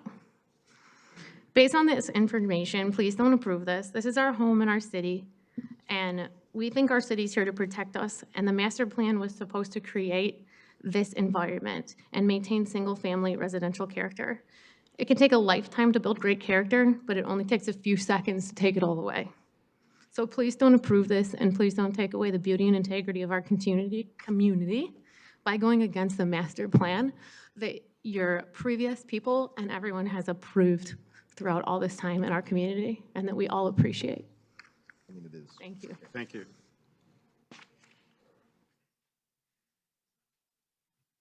Good evening. I appreciate the opportunity to be here this evening. My name is Michael Sarafa, S-A-R-A-F-A. We live at 35267 Stratton Hill Court in Farmington Hills. I'm here tonight with my wife and my adult son. My kids are all graduates of St. Fabian School on 12 Mile in Farmington Hills. I was privileged a few years ago to be, several years ago, to be appointed by the Farmington Hills City Council to serve on the Economic Development Corporation, and we love the city. Just very quickly, in response to the previous speaker, I just would like to point out, I think what hopefully is obvious to most people here, and that is that people that live in single-family homes like we do are not better than people that don't live in single-family homes. A great U.S. Senator once said that people are entitled to their own opinions. This is America, and that, of course, is true, and we're happy to be here to express our views, all of us, and hopefully to come to a conclusion together based on the city ordinances and the PUD process. But people are not entitled, the senator said, to their own facts. And what's going on tonight here is a distortion of the facts. We have gathered here before you professional architects, planners, that have taken the process that the city has laid out exactly for projects like this to go through a process and come to an agreement, put the challenges forward, solve them reasonably from the standpoint of engineering and architecture, and move forward. The neighbors here tonight have talked about light, noise, privacy, historic districts, water runoff, traffic, pollution, shooting, stabbings. Projects like this exist all over the city in denser neighborhoods than these. Major commercial and residential projects all over the city. The property in its current state is a nuisance. It is a nuisance, as Mr. Nona previously pointed out. So some of the real reasons, I believe, are about maybe the density, but maybe also about the people, the people's income, and a whole lot of other potential sordid reasons. The PUD process, as I have said, exists exactly for projects like this, where the developers come together with the planners and the architects and the city officials to move a project forward along the guidelines that are put forth. This project stands up to the scrutiny that the city process lays out. I encourage this body to move it forward to the next step by approving today's request and to take the wise counsel of your attorney that's present here tonight to understand that this is a land use hearing, and I compliment the neighbors that have tried to stick to land use issues, but none of them really are based in reality. They're based on very strong feelings, which you're entitled to, but they're not based on reality. Thank you. Next. My name is Adrian Snyder. I'm a resident of Holly Hill Farms. My wife, Adrian, was speaking earlier. I'm just going to add on to one of the points that she was bringing up, or multiple points she was bringing up. She passed out the packet to you all earlier. Could you lift that microphone up a little higher? Sorry. So I can hear you. So the person who was speaking before me was talking about distorted facts, and that's actually one of the points that I want to bring up. There seems to be a lot of misrepresentation between what is presented and what is actually planned. And so earlier there was a cartoon that was shown. It was called the landscape plan that showed a lot of green. It's meant to be very convincing and be very pretty. But when you look at the packet and you look at the actual tree preservation plan, where they have to mark the specific trees that they plan on keeping and X out the ones that they give, and this shows the trees that actually exist. This shows much less vegetation than is in the cartoon of the landscape plan. And I just think that misrepresentations like this are, in many places, just like the height that they were talking about, the height discrepancy. And if they have to present lies like this and then act like they're presenting the truth, it just makes me very nervous about what they're actually going to try and get away with. Thank you. Thank you.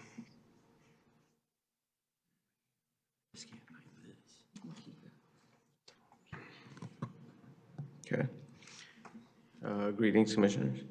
My name is Bashar Shukri. I'm a resident of Farmington Hills at 22816 Watt. I am definitely in support of this project. Affordable housing by me looks like trailer parks, whereas this looks like a great addition to the community of Farmington Hills to see that people who don't make as much will be able to live around northern Farmington area, around 13 Mile. So I'm behind this project, and I believe that it is a great addition because it's from a foundation that's doing this project and not just a millionaire, another organization that wants to infiltrate the community. So I'm behind this project, and I hope that you will approve the rezone. Thank you. Thank you.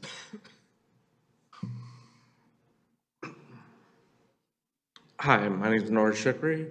I'm in the Kendallwood neighborhood on 12 Mile, and I'm completely surrounded by commercial buildings and other apartments, but that's never affected our neighborhood.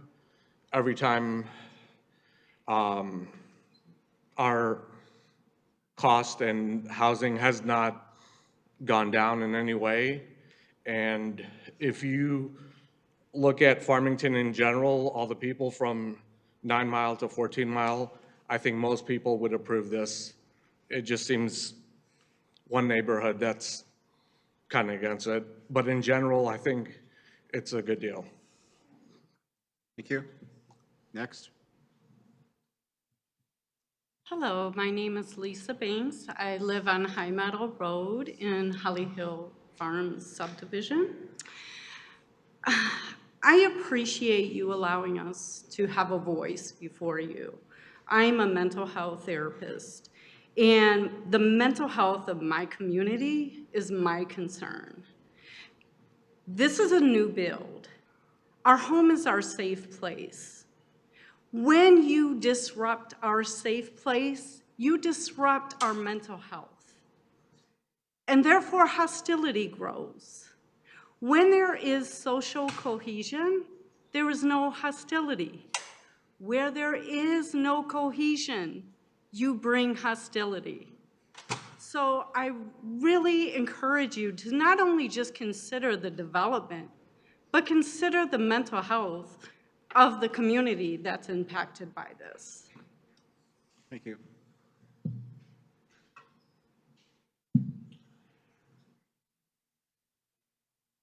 Hello, my name is Wendy Sanders. I reside at 29840 South Brook Street. I'm 258 feet away from this property development. I'm just going to go through some facts because that's what you guys want to talk about with respect to the Planning Commission. Fact, previously these 3 lots had 7 toilets and 3 sets of washers and dryers. We're going to go to 100 toilets and 100 sets of washers and dryers in this 3 parcels. We've had sewer issues in Westgate subdivision in the past. This area is zoned RA1 and is equipped in terms of infrastructure for RA1, not RC3. Fact, the proposed plan will eliminate the majority of the existing vegetation. They tout the 13.7% lot coverage. They do not tout the fact that 30% of that 6 acres is going to be covered with pavement. And I appreciate that lot coverage does not account for things like parking lots, but 30%, 2 acres of the 6 acres will be pavement. That doesn't even count the buildings. That's going to affect runoff. These are impermeable structures that absolutely needs to be considered in terms of the environment. Fact, there will be a significant increase in light pollution. Parking lots are not the same in terms of reflectance as grass or trees. And there are going to be parking lots that are required by law to be lit 24 hours a day. These lights do not go off. Right now, the houses that are there, their garage lights would go off at night. This is a lot of light pollution. Fact, they have claimed to keep all of the trees along the back, and they say that they're going to shield and there will be enough green. However, they haven't accounted for the fact that most of these trees are deciduous. I live with trees in my backyard, and I can't see my neighbors right now, but I will come November. Fact, they've said that they're going to be open to discussion about additional trees. That is not a guarantee. What is a guarantee is asking for a waiver to not have to replace those trees. Fact, the current request for RC3 far exceeds the units per acre that was rejected in 2014 to Baptist Manor. Fact, the CCF traffic study did not capture the significant traffic that we know exists in that area. So all of the data that they gleaned from that is garbage in, garbage out. Every simulation, every part of their model that they used is not going to be reflective of the actual traffic that we see. Fact, this is not just due to I-696 construction. We have had issues with traffic along 13 Mile for many, many years. I strongly, in addition to many other facts that have come into light tonight, I strongly recommend that you reject this proposal for the PUD. Thank you. Thank you. No response. My name is Karen G., and I live on Richmond Hill in Westgate subdivision. It's GGEE. This is not the first time rezoning has been proposed for lots along 13 Mile. In 2014, a much more modest proposal to rezone to RC1 was proposed by Baptist Manor to allow construction of a maximum of 30 units to expand their existing nursing home facilities. This 2014 proposal was rejected due to a multitude of factors, including additional stresses on infrastructure and being out of character with the existing predominantly single-family residential nature of the area. The reasons for the 2014 refusal of the Baptist Manor rezoning proposal are still valid. If rezoning to RC1 to allow 30 units was rejected in 2014, then the city should certainly reject the rezoning to RC3 for the proposed 100 units apartments. This 100-unit proposal is even more out of character with the single-family residential area and will produce vastly more stresses on the infrastructure than the rejected 2014 proposal. In addition, at 3 stories tall, the complex is substantially taller than the previously proposed buildings. In short, it's a worse plan than the one that you already rejected. Accepting the more radical rezoning plan after you have already rejected a more moderate plan does not make sense and smacks of favoritism and spot zoning. The developer has not provided evidence that the existing area cannot be utilized as currently zoned. They claim that the lots are underutilized, but that's because many of these lots have been purchased by Moby Investments, and Moby has not attempted to develop them as single-family residential units. There are multiple single-family residences being developed on 13 Mile at Inkster, so clearly there still is demand for this type of land usage.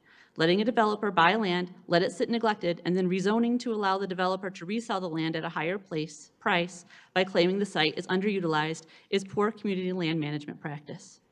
My family purchased our home in this area primarily due to the large open lots and the cozy residential feel of the area. We would not have voluntarily chosen to live here if we knew we were going to be in such close proximity to a large apartment complex. The City of Farmington Hills has an obligation to follow its master plan and protect the residents from infringement of unwanted commercial apartment complexes. Our residents are out in force tonight telling you overwhelmingly that we do not want this rezoning, and we were here first.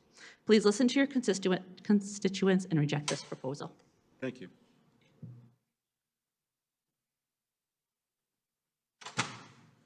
Hi, Arlene Spicer, Speiser. I live on Westgate, in Westgate. First, I'd like to say that the Chaldean Community Foundation does wonderful work. I'm part of a community that does very similar work, and I get it. But expanding on 13 Mile is not the right place for it. When I searched for a new home, I picked Farmington Hills for its beauty and a master plan that I thought intended to keep that beauty. 13 Mile has always been beautiful, a scenic drive. If you've never driven through our subs, you really need to. We have rolling hills, mature trees, and enjoy our wildlife. We call Westgate our little slice of heaven, and Holly Hills, now being historical, is just beautiful. In fact, drive west of us all the way to Haggerty, and all you see are single-family homes. You don't see the apartment complexes that stick out in the beautiful, mature residential neighborhoods. Putting an apartment complex in would change all that. That is not why we moved here, and we expected the city to follow the master plan that is zoned for single family, which I have no problem with. Also, I know there are more people that will talk about the traffic, but I really need to talk a little bit about it. The traffic is horrible, especially during rush hour when everyone is working and kids are in school. Coming home from work from Southfield, it takes me just as long to get from Lasher on Northwestern to 13 as it does from Northwestern to my subdivision. And leaving before 9 in the morning, I had to start leaving earlier. I had to pray somebody was going to let me in. On top of that, I cannot imagine having a driveway, which we have been told is going to be directly across from Westgate, and two people making a left turn at the same time. Please do not approve this. Stick to the master plan in the city we love. Thanks for your time. Thank you.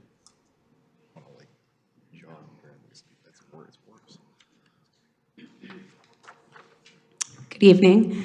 My name is Amy Broglin, Broglin, technically hyphenated with Peterson. I live on Northbrook Street in the Westgate subdivision as well. I, as well as most of the constituents here, am here to ask for your vehement denial of this proposal for a multitude of reasons, most of which have already been named. One of the points I would like to raise, though, however, pertains to Moby Investments. Their lack of effort to develop these parcels into affordable housing units for single-family homes as currently zoned must be evaluated and part of this consideration. How and why has Moby Investments been allowed to sit on these parcels in the state of degradation that these houses apparently are in without any question, and now is allowed to turn around and sell them at over 50% greater than what he bought them for several years ago? Point number 2, parking. Where will overflow be? Okay, so I'm Armenian, very similar to Chaldeans. I know how family important is in their community. It's important in mine as well. When they have gatherings, when they have events, we're already talking about a shortage of parking spaces. Where will the overflow be? I can almost guarantee it will be across the street in our subdivision and or in the Holly Hills subdivision, where apparently they'll be able to walk through private neighborhoods to reach the destination. Number 3, I have an 8-year-old, and when I told her why my husband and I were coming here tonight and what was being proposed to develop in the parcels where they stand, she asked me, but Mom, what will happen to all the animals? Fair question. The River Rouge Upper Watershed is part of one of 43 areas of control and concern as named in the Great Lakes Management Plan. Wendy already brought up the 2+ acres of concrete, which will be included as a part of this development. impervious to rain. Surely that runoff will create sediment, overflow issues, other issues that may impede the wildlife and the ability for the community to enjoy and continue enjoying the wildlife that we see today. I recall there being mention of a wildlife traffic study that was conducted as part of this planning and development during the meeting on July 27th. I would be curious to see what that study included, what the findings were, who conducted it, and other means of data related to the wildlife particularly. And then finally, Mr. Travelette, on July 27, you did say, and I hope I quote correctly. Your time's up before you Okay. quote me. This must be of benefit to everyone in the community. So my question to you is, what is of benefit to us that has been presented? As of right now, I see no benefit as a taxpayer in this community. Thank you. Thanks, Amy.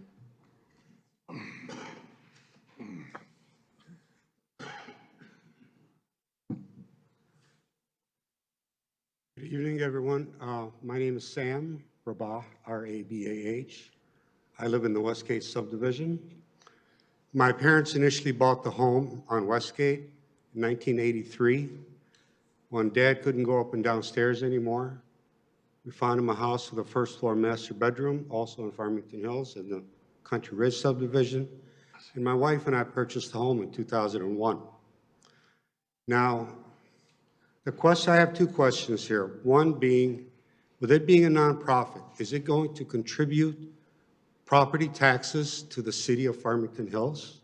I certainly pay for a decent amount of property taxes. With it being a nonprofit, is it going to contribute? Second issue that I have, and I asked this question last Wednesday evening when we were here, this gets approved. What happens to the other acreage towards Middle Belt Road? This is just the prelude of much more units there. We're going to open a Pandora's box there. And I disapprove of the project, even though I am Arabic and I appreciate the mission that the CCF is on. But for me and for my co-residents in the neighborhood, I don't think it's a good thing. So again, I can create a nonprofit myself and have a church in my house and not pay taxes, potentially. All right. Thank you very much. Thank you.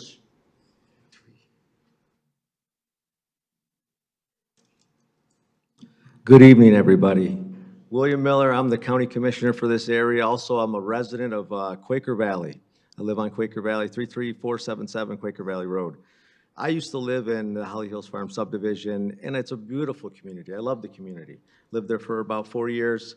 And the 13-mile area has been kind of an eyesore if you look at it when you drive by. It was like that when I moved in, and it's still like that.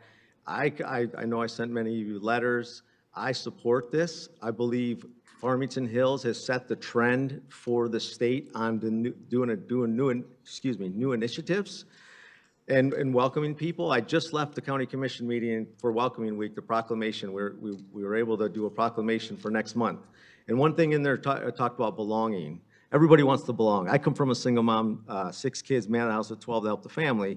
And if to have that opportunity to give people opportunity to live the life that we all live in this room, I think that's our job. Right? I know it's uncomfortable. If you cross your arms, you could do it 1,000 times. You always do it at the same time. If you do it the other way, it's uncomfortable. I could tell you that Holly Hills Farms actually had an addition to their subdivision. I don't know what year it was, but it was at one point, and I'm sure that was uncomfortable.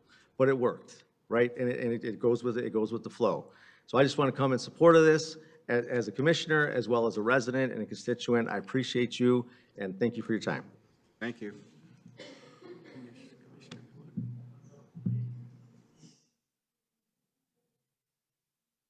Hello, my name is Adele Letterman, and I live in Westgate subdivision.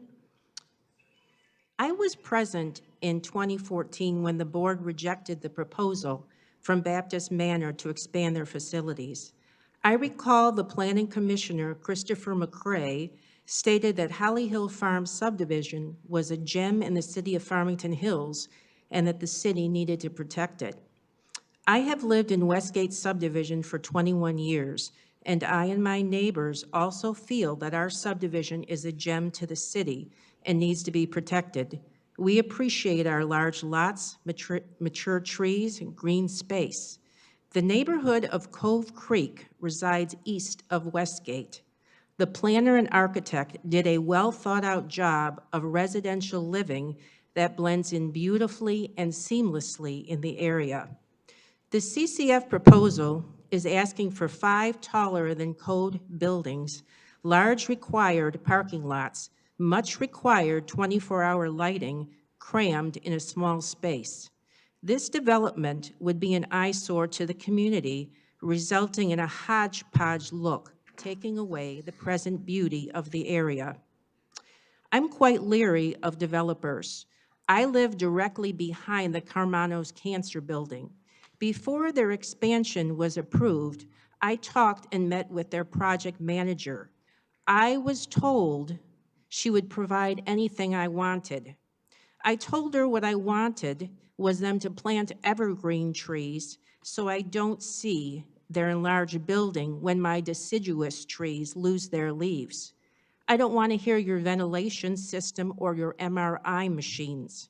Anything I want is what she said. When I would call her, I received a call back within minutes. After their expansion was approved, my calls were not returned. No trees were planted, and I daily hear the ventilation and MRI machines.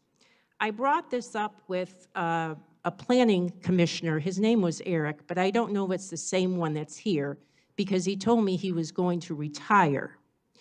And he said, I thought that the MRI machine, you wouldn't hear it with the door closed. Well, there are 2 MRI machines, and it is not enclosed. So please, board, we are counting on you to think of the longevity of our neighborhoods and our city. Please vote this down. Thank you.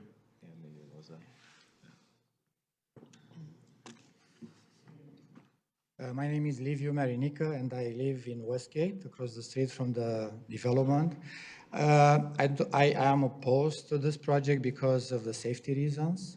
It's not easy to come out from the subdivision and to go left and such. I'm not going to add to everything that people said before me because I agree with everything they said.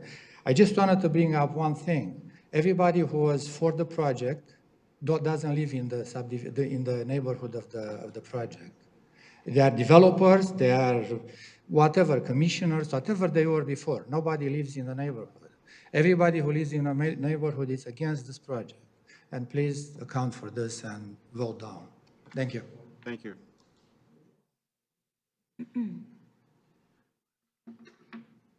Good evening. My name is Ben Peterson. I live on Northbrook Street in the Westgate sub. Look, first, for the CCF group, I can really appreciate what you're trying to do. Please address I think this the way. overall, I'm sorry, I think the overall mission that they have is great. That being said, kind of 2 things. I'm not going to talk about traffic. I think everybody's heard about traffic. Everybody's heard about the beauty of the subdivision. One thing that I would like to add to it, though, is the development or the owner of the land that we have here today right now has sat on this land for years and years, obviously waiting for somebody to step in and make changing to the zoning efforts. I don't think anybody that lives in Holly Hills, and maybe I'll overspeak for everybody at Holly Hills or Westgate, is against developing the land as a single-family residence as it's currently zoned today. So I don't understand why really this is a discussion. We've already visited this 9 or 10 years ago. The decision was made, and here we are again today with significant change. As far as the gentleman that brought up and tried to, talk about the blight and how, horrible this area is, let me provide an opposite viewpoint to that. The only blight that's there is the giant sign proposing rezoning.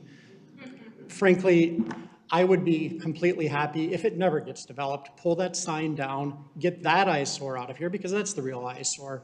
Look, I'm against this. I'm not against the development of single-family housing and current standards that need to be upheld for all of the reasons that many of the residents here have held.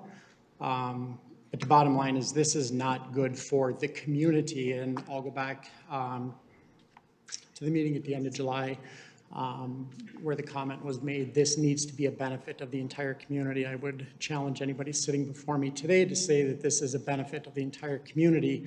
I think we've heard a lot of reasons as to why it's not. Thank you. Appreciate it.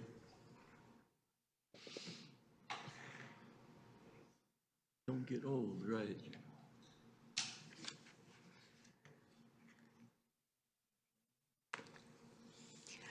Louise Lieberman. I live at 13 Mile and Westgate on the corner. I directly would face, or the back of my house would face the new project.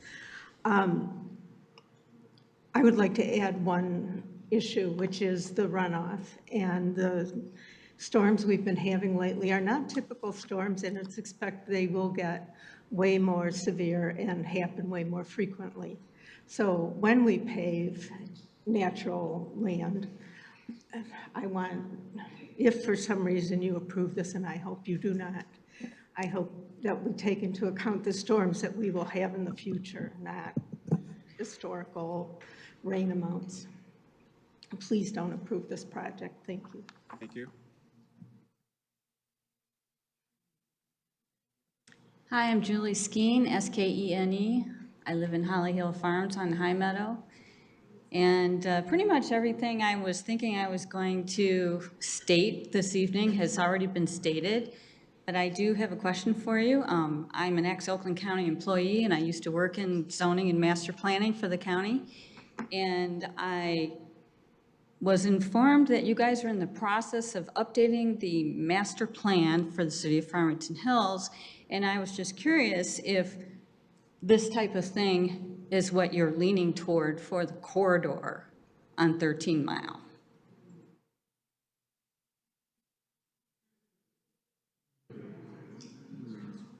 Did you want an answer? Is that the idea? I was hoping for an answer. No. But after the public hearing. After the public hearing, if you'll see Eric down there, he'll talk to you Okay. about it. And can I ask at when you started making or coming up with the new master plan, how long you've been working on it? About a year. About a year, okay. All right, I was just curious. Thank you very much. Thank you.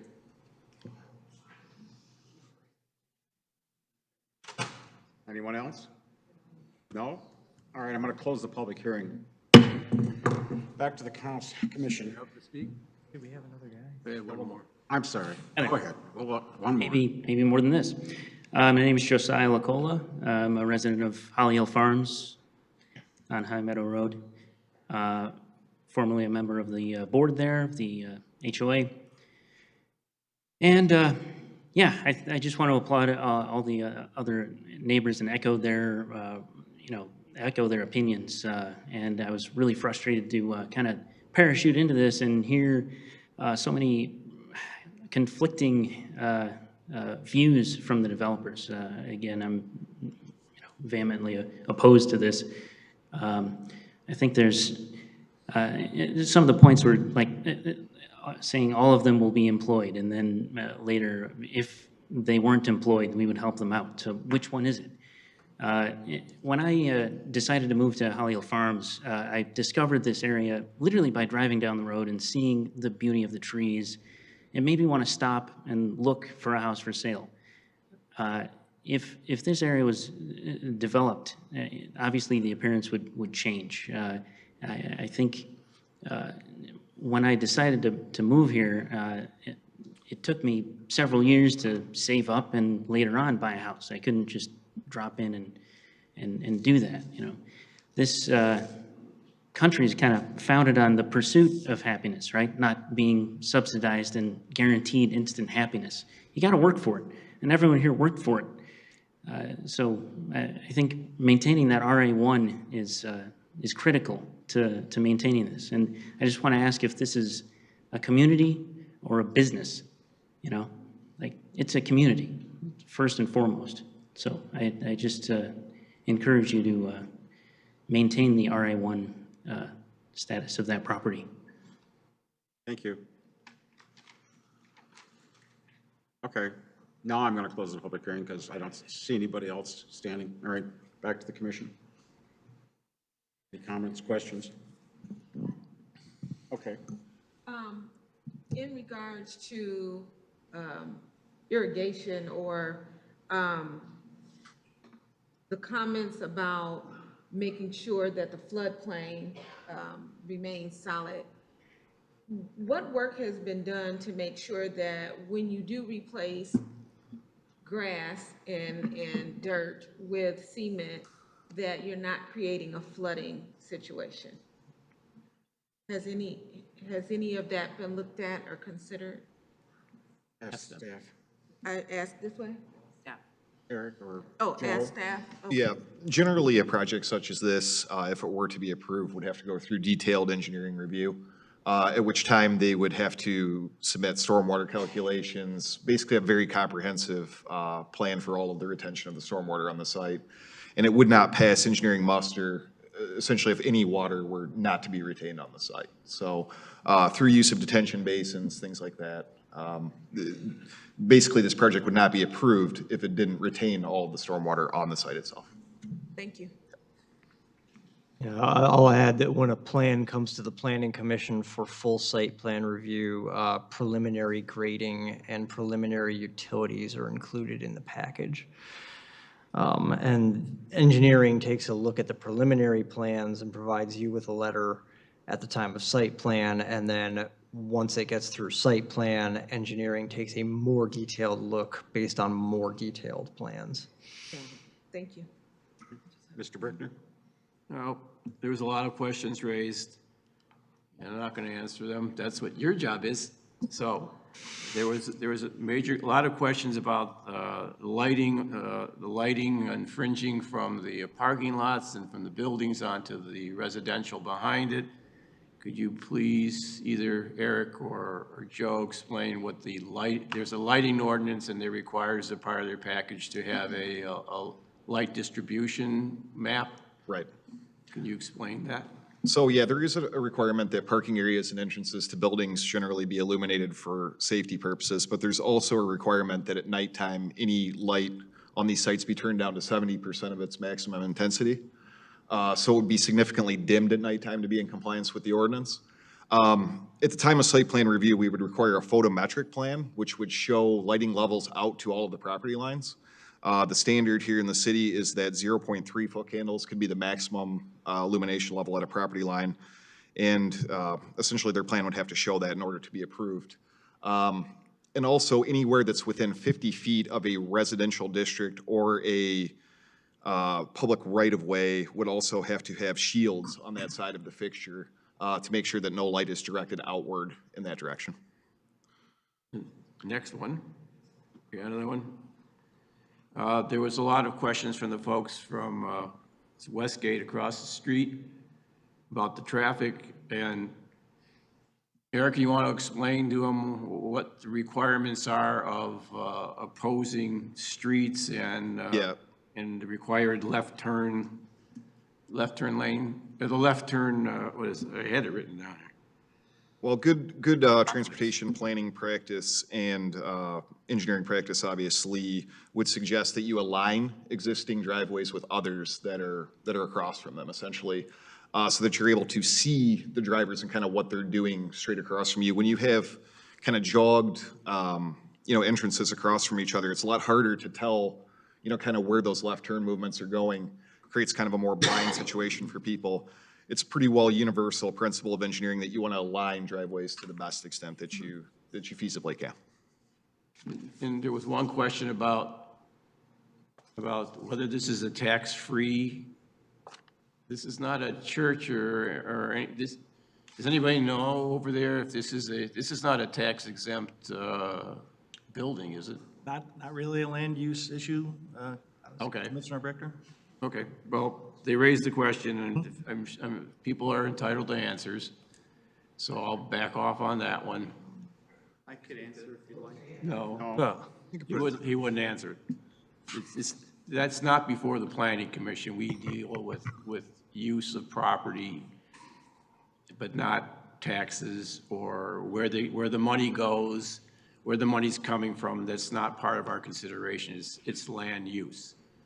And that's what we'll be discussing. There's a lot of other issues. I was hoping we could get some answers for you, but obviously the city attorney won't allow us to discuss that. But the other thing, a lot of your questions that were raised, our planning people did answer some of those questions, because I know that's a concern of yours, and I wanted you to get some answers as opposed to being left out in the dark. Anything else? Okay, Ms. Grant, hang on, she was next. Well, first of all, I would like to thank everyone for coming out and expressing their concerns about the possibility of the project. So that I have clarity, I just want to find out if this project were condos, because there's condos at 13 and Middle Belt on both sides. There's also a condo complex with a couple of stories, and I know that there are rentals in there. So I'm just trying to find out, the concern, is it the buildings, or is it the affordable housing project for you guys? Mr. Chair, I mean, there's not really an opportunity for a back and forth with the public. Joe? You can ask them. So I believe what's supposed to happen right now is we are supposed to attempt to answer some of the questions. The question is it us first, or is it the proponent who goes first to try and answer the questions? The proponent usually gets an opportunity at some point. It's up to the chairs to when that happens. To answer if they want. Yes, and the proponent can answer any questions they want to answer. Correct. Do you want to respond, Mr. Proponent, Mark? Or? Yeah, sure, thank you. On the tax issue, the current 3 parcels pay about $14,000 annually in taxes. We will be paying $50,000 annually, and then those will increase annually as the project moves forward. Are there any other questions that were asked that you Mr. want to Chair? answer? Yes. I don't know that we can verify any kind of factual statement about taxes. It depends on the value of the property. It depends on, that's an issue for your assessor to determine. I mean, I understand what the proponent thinks it's going to be, but we don't really know, sitting here today, the answer to that question. The other thing I want to say is, one of the commissioners mentioned why we went the PUD route, and that's what was suggested to us by the city. Okay. Anything else? Thank you. No. All right, back to the commission. Any other questions, comments? Ready for motion? I've got some comments. Okay, go ahead. Okay. I guess, I'll reiterate sort of my position that I had a couple months ago, that I really don't believe that this is compatible with the neighboring properties, which are all RA1. And, the RC zonings are multiple parcels away, but this is totally surrounded by RA1. I think the heights of the buildings and the setbacks are just way too much. When you look at 65 feet from the property line, if you look at that wall beyond the steps, that's about 65 feet from the property line, and that's about 3 stories up. That's what the other Holly Hills will be looking at. And as I stated a little earlier, I don't believe this qualifies for a PUD under item C, that it really is something that should have gone through a rezoning, not a PUD. To me, the PUD is a way around the rezoning. We voted to deny a rezoning back in 2014. I voted against rezoning it then, and that was a much less dense. That was going to an RC1 model, not an RC3. We rejected it then, and I plan to vote against this now. You want to make a motion? Sure. Anyone else have any comments first? Anything else? Can you make a motion? Okay. We can have a discussion after you make the motion. Okay.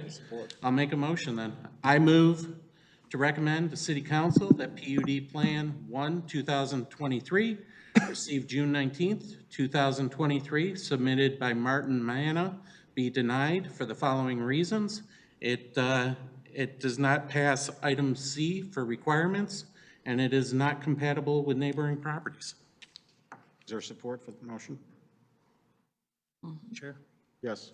Just in terms of looking, and the suggestions, I think, for the maker of the motion, just in terms of looking at the standards that Mr. Tangari went through, the items that you typically look at for a PUD, I think, you know, if your job is to let city council know what you think, one of the issues that you probably need to address is whether or not it's consistent with the master plan. Okay. And I think from your perspective, It is not maker of the consistent. motion might want to say it's not consistent And with it the is master not plan. consistent with the master plan. Is there support for discussion purposes? Okay. Apparently your motion did not get a second. Okay. Okay. I'll make a motion. Okay. I've actually, I've walked the site. It is difficult to walk there. There's a ticket of some type on the door of one of the abandoned structures still from June. I came out covered with burrs, and I think I walked through an awful lot of poison ivy, okay? But I went to the back of the properties and looked around as best I could, and you know it's difficult because it's dense. And I concluded that there should, in fact, be a preserved area as a buffer, and that the proposed buffering is insufficient. So I move to recommend to City Council that my plan is going to be quite a bit different than the plan, but it's that PUD Plan 1, 2023, submitted by Martin Manna, be approved because the plans are consistent with the goals, objectives, and policies of the master plan, applicable provisions of the plan unit development option.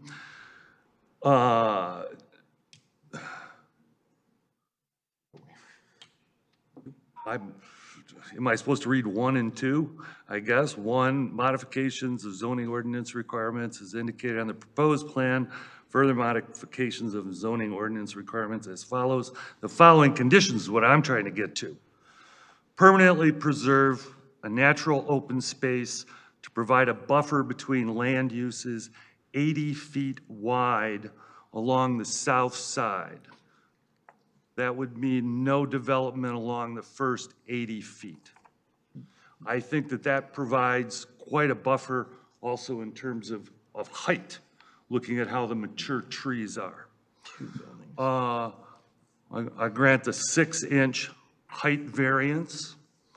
The multifamily use variance, I exempt them from all minimum parking requirements and limit the development to a maximum of 80 units.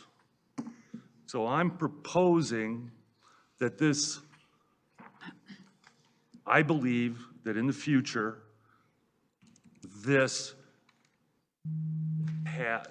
land use is not the highest and best use along the Mile Road. I think that this is the beginning of a transition and that we should try and protect the existing neighborhoods as best we can, and that by using the PUD format, we are able to say, hey,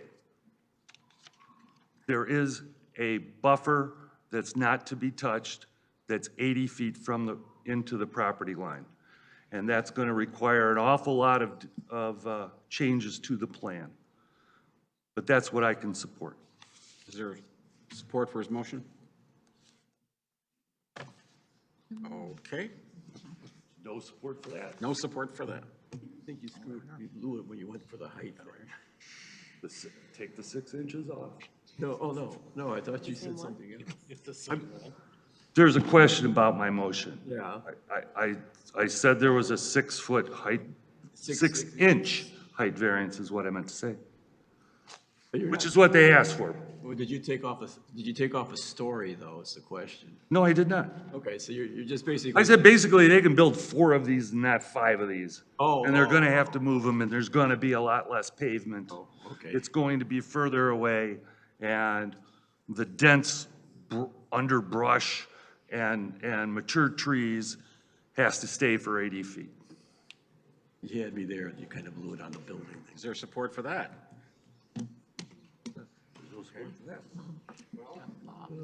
Jeez. Schultz, what do we do? You want to try it? You don't want to do it? Motion. Nothing to do. All right, I have a motion. Oh, wait. Okay. I move to recommend to City Council that PUD Plan 1, 2023, received June 19th, 2023, submitted by Martin Manna, be denied for the following reasons. The plans are inconsistent with the goals, objectives, and policies of the master plan and applicable provisions of the planned unit development option. And Section 34, 320 of the zoning ordinance does not meet PUD qualification item C. Second. Okay, it's been moved and supported. Cheryl, will you take a roll call on this, please? Is there any discussion on the motion? Yes. I didn't know there was any. Okay, go ahead. No, I'm just going to say, if there is discussion, I didn't hear you. Kind of a dead air time. Okay, I'm sorry. Very yes. You have I'm going to oppose this motion because something's got to be done here, and it's not going to be putting up 3 new houses. I know that's not going to happen, and we are working on the master plan, and there's our plans to make some changes along mile roads, and the concept of putting another house over, just 1 or 2 or 3 houses over there probably is not what's best use for the city of Farmington Hills.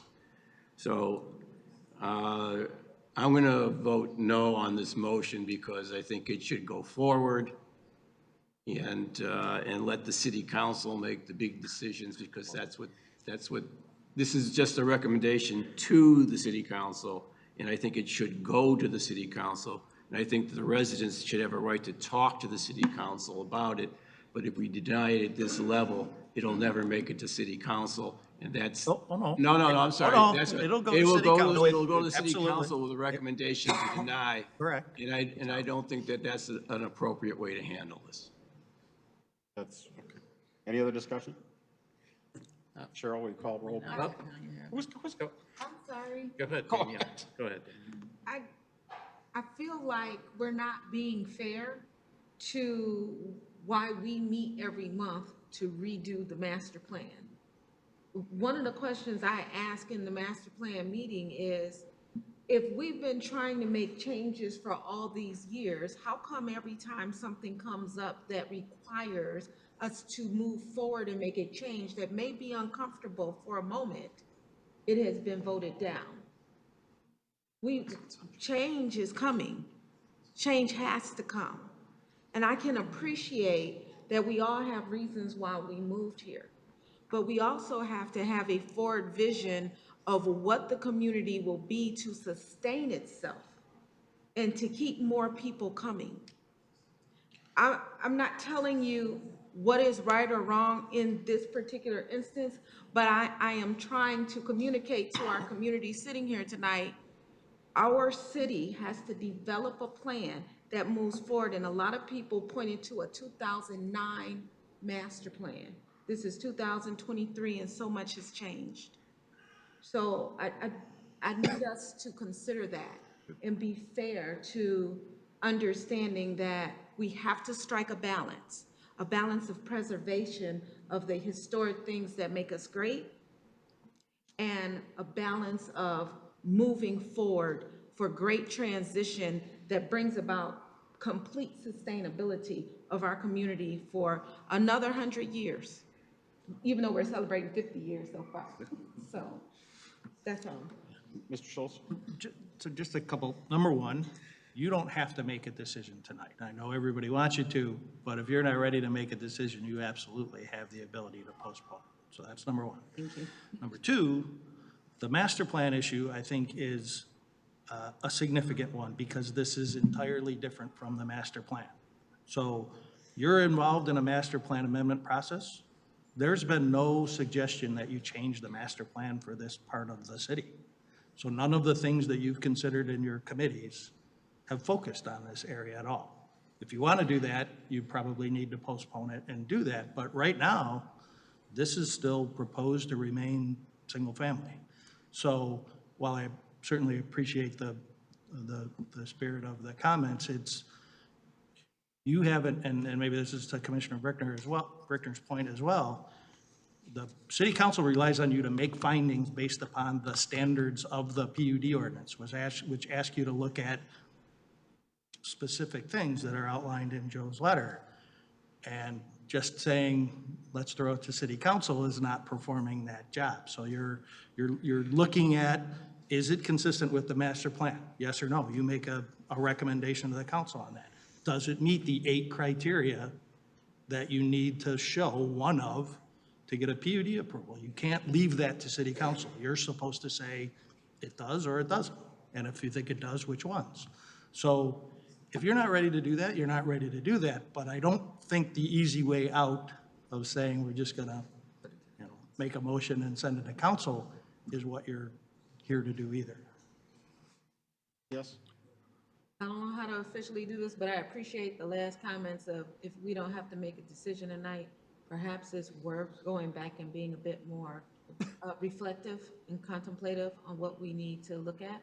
I don't know how to appropriately make a motion. We have a motion that has to get. You have another motion? No. You have a motion standing on the floor, though, so. Motion that's It's your, been seconded. it's her motion, Yes. right?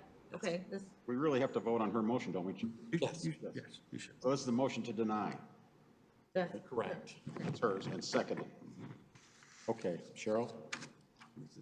So this is a motion to recommend denial, Yes. and, my glasses. Commissioner Aspinall, Yay. Commissioner Stimson, Yay. Commissioner Ware, Nay. Commissioner Varga, Nay. Commissioner Grant, Nay. Commissioner Brickner, Yay. Commissioner Manti, Nay. and Vice Chair Treflet. Yes. So the motion fails with 3 to 5. So you can either continue making motions, or somebody can make a motion to postpone. So now, Yes, go ahead. okay, so I motion that we postpone, well, you're gonna have to help me because I don't know how to actually. Postpone to a date uncertain while you. Postpone to a date uncertain. Correct. To give us an opportunity to further investigate and discuss this. Is there support for the postpone? I support it. Okay, you'll support it? Okay. Roll call on this, please. There's no The discussion. motion to postpone? Commissioner Aspinall, Yay. Commissioner Stimson, Nay. nay? No. Yes, no. Thank you. Commissioner Ware, Yay. Commissioner Varga, Yay. Commissioner Grant, Yay. Yes. Commissioner Brickner, No. Commissioner Manti, Yes. Vice Chair Treflet. Yes. So the motion to postpone to date uncertain passes 6-2. So I guess the question is, when it comes back on the agenda, is it public again? It'll be a public meeting, but they're not another public hearing. It's not a public hearing. Not a public Okay. hearing. The public hearing's closed, Okay. but an open meeting, of course. It's an open meeting. Yep. Yeah. We get to actually. Means we're not taking any action tonight. We're going to discuss it some more, and then we're going to come back at a meeting to be set, which not necessarily in September. But it could be, yeah. Could be September, could be November if we don't. Be advertised. It'll be advertised ahead of time, and the planning office will know, Mr. Eric will know. It has to be done in public. I'm sorry? You can't discuss this in private. Time, I don't know. Yeah, we're at a draw right now. Nothing. Nothing. Nothing's happened. When you reconvene, Later, in a later meeting. I know. it's, It's a sorry? public meeting, but there won't be a public comment. You need to, It has to be in public. You can't do discussions in private. John, we still have a meeting. Additionally, we have a 5-minute break Okay. to clear the room. Okay. John, either, John, We're going to take a 5-minute break to clear the room. I was gonna say, we need a 5-minute break.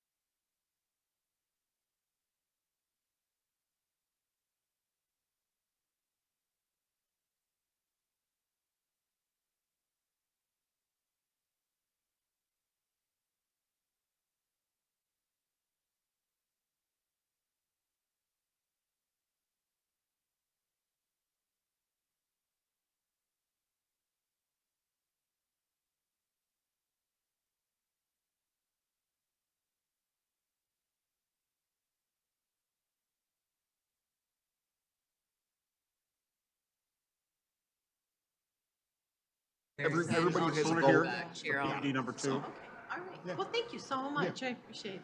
Yeah, no problem. Glad we could Do we clarify. have the proponent for PUD too? Yes? Thank you. Okay. Just wanted to confirm. Urgently. We'll get started shortly.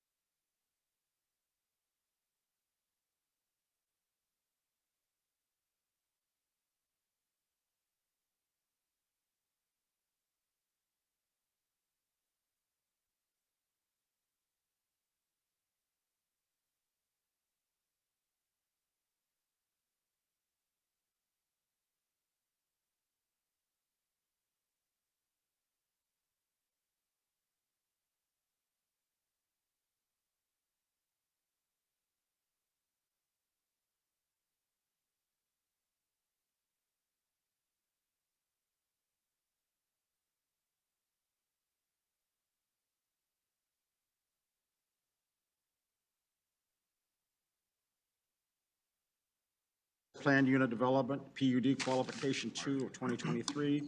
The location is 30825 and 31361 Orchard Lake Road. Oh, Yep. Excuse me. So, yes, we're looking at, in this case, it's preliminary PUD. We're looking at setting a hearing tonight. Or, sorry, no, we're not setting a hearing on a preliminary PUD. It's been a long night. It is. So, yes, we are looking at the preliminary PUD for the Hunter Square Shopping Center. Currently zoned B2 Community Business, 28.82 acres, and it is, of course, developed with a shopping center. No notable natural features apart from some trees on the site. We look at adjacent properties. To the north, we have some more B2 and some commercial zoning in West Bloomfield Township. To the east, we have B3 and B2 zoning and commercial development, and then south and west, we have RC2 multifamily zoning and development. Site is accessed from 5 driveways onto Orchard Lake Road, additional access point onto 14 Mile via an easement over a neighboring property. The applicant is essentially proposing some reconfiguration of an existing large shopping center, including a revamp of several larger tenant units, the addition of outlots, and some accompanying changes to the parking lot. The use is proposed to remain solely commercial. So we have our PUD qualification standards, which we've already read tonight, but that was a while ago. So I'll go through them here. Use of the option not for the sole purpose of avoiding applicable zoning requirements. So the use of the property, broadly speaking, as commercial is not proposed to change. The development of the outlots appears to occur partially within the front setback of the B2 district, which has a pretty big front setback. Drive-through restaurants also not typically permitted in the B2, and they do show one of those on their conceptual plan. Applicant notes that attempts will generally be made to meet B2 standards with additional landscaping amenities and architectural quality as trade-offs for necessary deviations. PUD shall not be utilized in situations where the same land use objectives can be accomplished by the application of conventional zoning provisions or standards. So they're not especially specific at this stage about constraints posed by the current zoning ordinance. More generally, they're noting that they're seeking a flexible mix of commercial uses to support the introduction of some more pedestrian amenities and a new layout at the center. So they're not noting any particular dimensional or site standards at present. As I noted, though, it does look like some setbacks and some particular use provisions might not be in accordance with the B2 district based on what we're seeing on this conceptual plan. This is preliminary PUD, so we don't necessarily need that degree of specificity. However, when we get to final PUD, we are going to have an enumerated list of any exceptions that they might be looking for, whether those be related to dimensional standards or uses. Item D, PUD option may be effectuated only when the proposed land use will not materially add service and facility loads beyond those contemplated in the future land use plan. So the fundamental use of the site is not proposed to change. Service loads on Orchard Lake are unlikely to really change much with the addition of a few outlots here. There is some potential to close at least one, if not two, curb cuts. The conceptual plan doesn't show that, but we could potentially get a little bit better access management than we've got right now. The plan unit development must meet as a minimum one of the following objectives of the city. So we've got the 8 objectives. I've bolded the ones that the applicant has pointed to in their narrative. So one is to permanently preserve open space or natural features because they're exceptional characteristics, or because they can provide a permanent transition or buffer between land uses. So to address that one, they're pointing to an expansion of green space along Orchard Lake Road. There might be some additional opportunities here to return some paved areas to an unpaved state, or establish some new gathering areas, visual focal points like public art, or sidewalks to aid the flow of people through the large parking lot. Those are all things, of course, they can show on a more developed plan. Again, we're at preliminary PUD. Item 2, they also are pointing to permanently establish land use patterns which are compatible or which will protect existing or planned uses. So they've highlighted and responded to that objective, essentially referring to a more accessible overall center with better stormwater management and a more dynamic tenant mix. They are also showing some of the buildings moving away from the residential property line on the west to establish some larger loading zones there. They are pointing to item 5, to guarantee the provision of a public improvement which cannot otherwise be required. That would further the public health, safety, or welfare, protect existing or future uses, use from the impact of a proposed use, or alleviate an existing or potential problem relating to public facilities. So they're noting that they're going to have some enhanced non-motorized access, some new green spaces. We kind of already talked about some of that up front on item 1. And the Planning Commission should, of course, discuss what those amenities and spaces might actually look like when they return for final PUD. They're pointing to item 6, to promote the goals and objectives of the master plan for land use. They have some notes about business stabilization that they're using to support that goal in their narrative. Item 7 is also pointed out by the applicant to foster the aesthetic appearance of the city through quality building design and site development, the provision of trees and landscaping beyond minimum requirements, preservation of unique or historic sites or structures, and the provision of open space or other desirable features of a site beyond minimum requirements.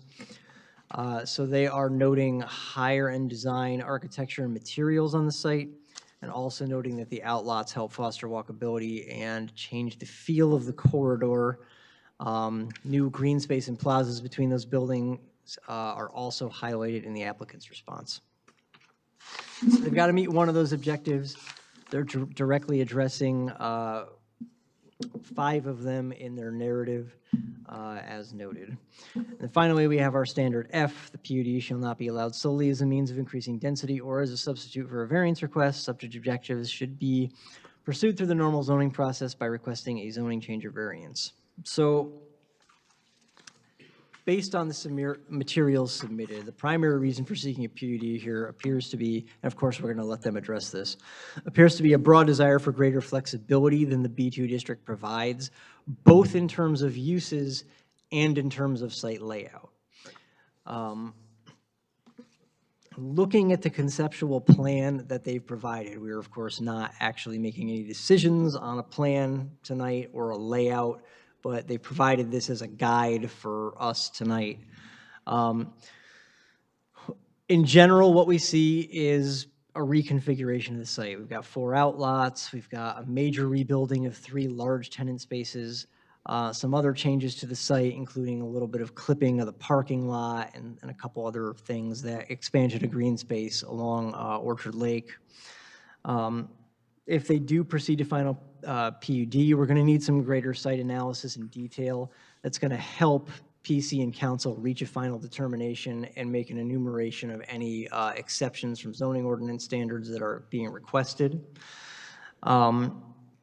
We look at the master plan. The master plan's future land use map designates this site as shopping center type business. It's not included in any special planning areas. Shopping center type business is described as uses are those that are compatible with each other in the shopping center environment and that have the least impact beyond the buildings. Their locations are implemented through the use of the B1, B2, and B4 zoning districts. So your B districts aside from B3. Dimensional standards of the B2 district are provided here for your reference.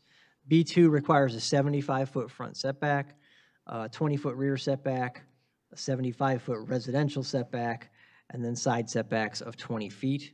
The maximum building height there is 50 feet or 3 stories.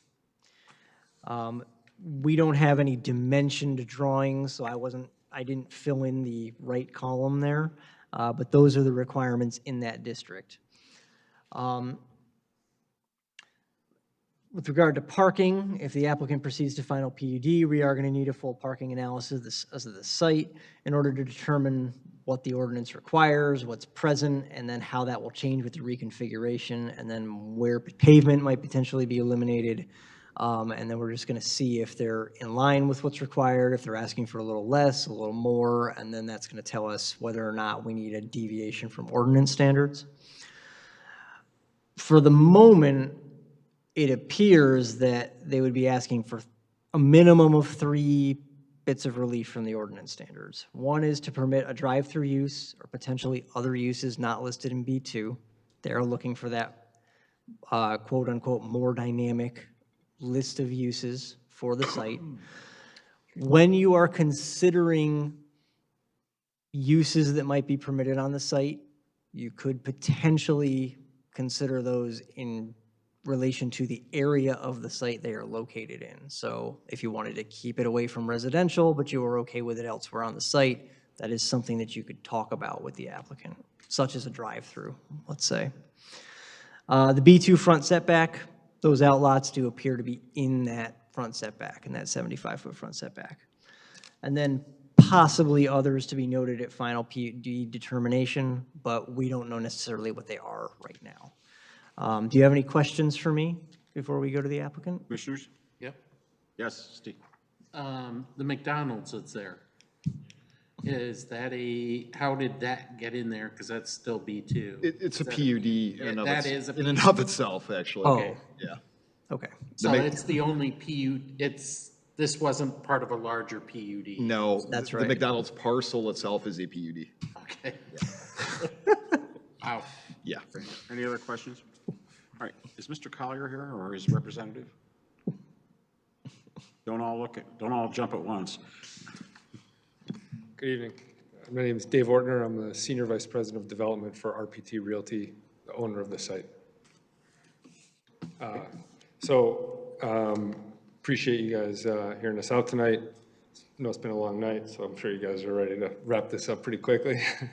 So we're pursuing the PUD at the recommendation of staff, but this is also going to allow us to provide for a more comprehensive redevelopment and also attract a more dynamic mix of tenants and uses to the site. Obviously, there's a significant amount of vacancy and pending vacancy with the relocation of Marshalls, the bankruptcy of Bed Bath & Beyond, and the relocation or the closing of Bye Bye Baby.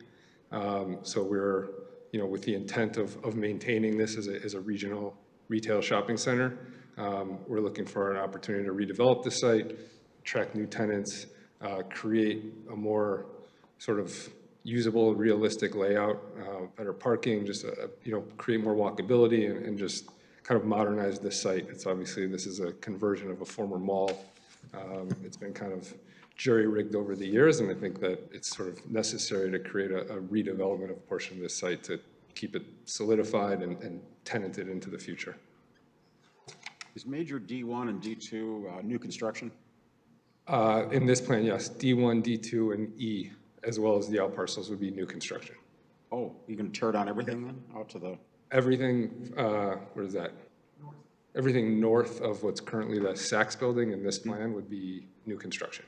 Okay. So does that mean is the Buffalo Wild Wing still there? It is today, but those small shops would be demolished, and some of them would be relocated into the out parcels or moved throughout the site, or some of them, their leases are coming to term. And Did you ever think about putting up like 5 separate buildings and maybe a tally hall in the middle? Tally Hall always comes out with a solution. That's what it used to be. Is that, okay, there you go. So he's too young to remember. Oh, okay. That was before his time. One of the first multiple restaurant places anywhere. Like a food hall, essentially? Yeah. It was like an early food hall? Yeah, that's Okay. what it was. All But right. that was like one of the first ones I ever remember seeing was Tally Hall. Now you see them in a lot of shopping malls, but that was right there. Well, so I come, prior to joining RPT, I was working in the shopping mall space, so I've done my share of food halls, and I think now seeing some of these out parcels and being able to bring them out forward, creating some walkability, some street front, and some activity is sort of, modern day Tally Hall to some degree, right? We'll bring in. Have you been talking to the city council at all? We have not yet. We've had multiple conversations with staff. Okay, they didn't know, I talked to some of the city council members, they didn't know what you were doing, but they had plans for they wanted to help this area and work with West Bloomfield to have a lot of restaurants right there. Oh, our architect's very familiar with that, so. He's a very good architect. I've known the him best, for years. the best there is. This is a You weren't my crack landlord, staff. were you? Anything else? It used to be across the hall for me. Mr. Brickner, are you done? Yeah. Steve? I guess this is more possibly for Joe. But we just recently had to do a revised PUD for Middle Belton 12 Mile because of uses that were not initially put into the PUD that were somewhat consistent, but, we didn't have an issue with them. So since this is sort of vague, it might behoove us to have a better understanding of what type of uses, because if you don't specify and it's not included, you might have to come back for an amended PUD if it's not a use in the B2 that's not added as part of the PUD. So I can't speak to any specific tenants because obviously, there's no signed leases and we're not in a position to speak to specificity of tenants, but everyone that we are pursuing and speaking to is an allowable use in this zoning. I just wanted to throw that out there, that Yeah, since you may want to sort of brainstorm Yeah. if there would be other potential. I think our mayor was saying we needed a trampoline park today. So that would not be a permitted use right now. So- Understood. Right, well, and the drive-through too. So I think to piggyback on what Mr. Stimson is saying, I think you want to consider the opportunity that you're attempting to create for yourself when you're listing out or thinking about the uses, when you're looking at the list of uses that's permitted in B2 and thinking about what else you might want to be able to get on the site, you're thinking about the opportunity that you're creating for yourself Not to and, say that and someone's- reporting that to the planning. Yeah, absolutely. Understood. Okay. I think it's more for my clarity. So today, this area is zoned B2. That's right. And clients are here requesting a PUD, or why not, under the conversation of making sure you're thinking about everything and everyone you might want to pursue, would it be better just to rezone it to something that is more flexible and consistent with our master plan discussion for the area? Well, from the applicant standpoint, I don't want to speak for them, but from an efficiency standpoint, kind of packaging these things together, they might be seeking a number of variances if it weren't for the PUD option. If they were to rezone it, for example, you know, it could be any number of variances that they were seeking from the Zoning Board of Appeals. So from an efficiency kind of, you know, streamlining standpoint, this kind of brings it all into the table at once. Should ultimately. D makes it more efficient. So like setbacks, changing the zoning is not going to fix that. Okay. It would fix the drive-through, but it won't fix setbacks. Okay. Right, there'd still be a number of variances that would have to be sought through the Zoning Board of Appeals. Okay, thank you. Yes.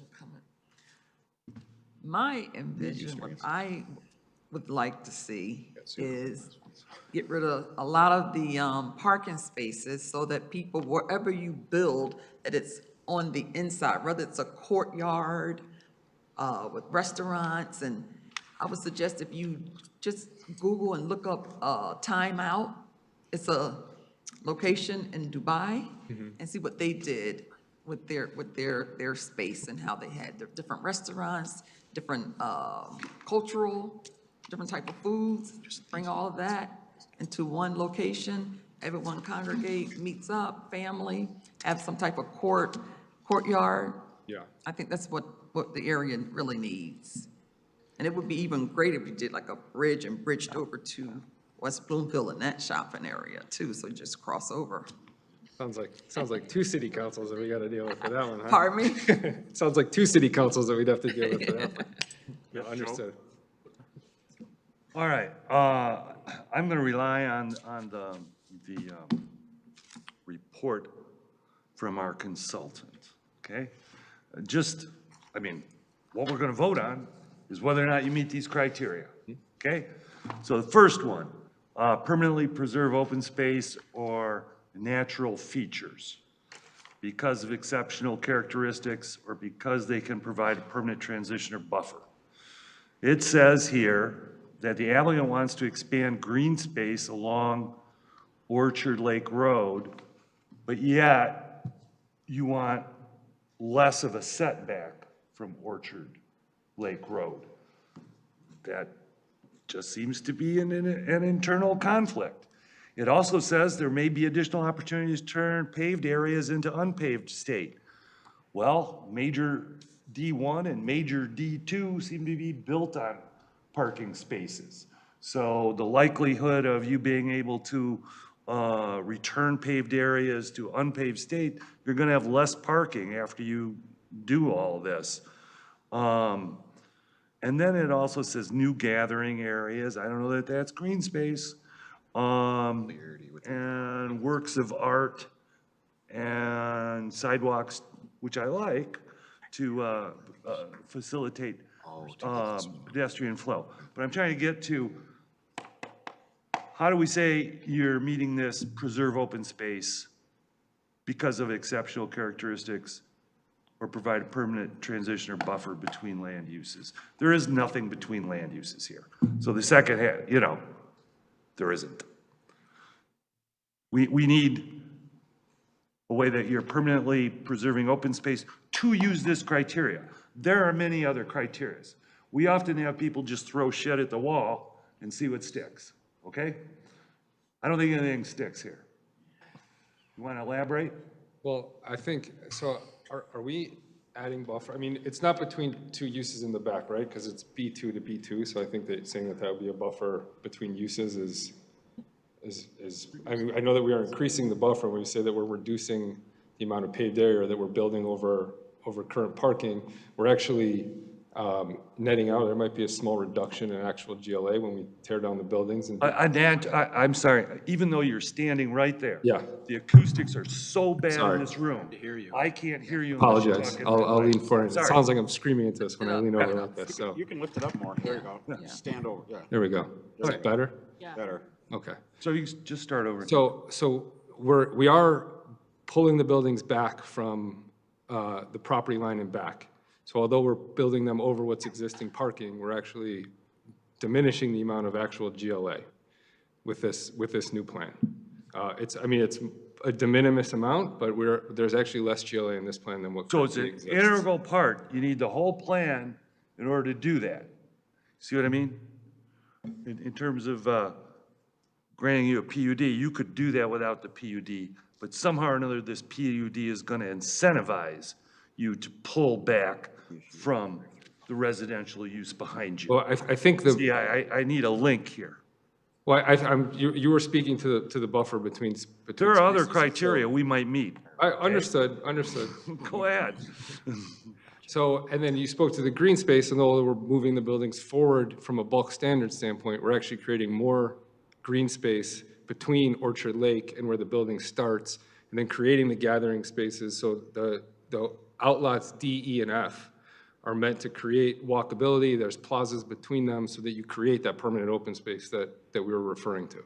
Oh, well. So that's the intent of those by moving them up towards the road, which was designed in coordination with staff in terms of what they wanted to see along Orchard Lake, was to bring the retail towards the street and try and activate that streetscape with sidewalk, plaza space, and walkability. Okay. If that's listed, then at the next step, you're going to need to show us how many acres of green space you're adding. Understood. Okay? All right. This is obviously a very high level. I mean, this is, they say they're going to do this. Yeah. Okay. Permanent, and then you've got something here under permanently established land use patterns that are compatible, protect existing or planned uses. How does doing this help? So to answer that, I would go back to the fact that you have a regional shopping center here today. There's something about better stormwater management here. Mm-hmm. And I know that the stormwater management on this particular site has some sensitive issues or whatever. You have the area in the southeast corner, and that's where your underground storage tank is. And you couldn't let people park there, or you had to limit the parking with the height thing, and then everybody got an SUV or an urban assault vehicle, and nobody could park there, right?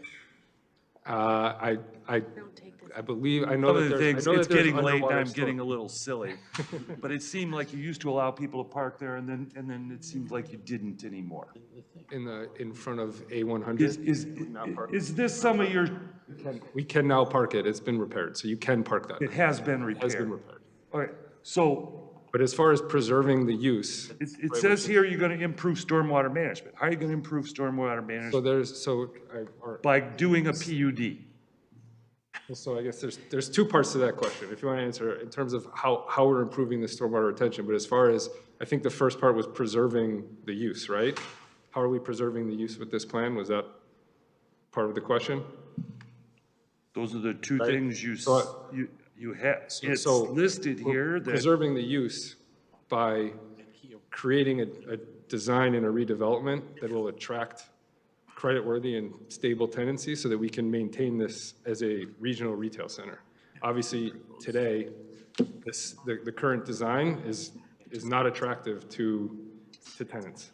So in order to maintain what's intended in the master plan and what is intended by the current use and zoning, we want to create a plan that's going to attract tenants that'll. So I understand all that. Create this into the future. The only thing is, this PUD is, as I'm getting, a PUD as opposed to what you can do without a PUD. Mm-hmm. You can fill in that area where Bed Bath & Beyond was, and you can move on, you can move further away from the residential development.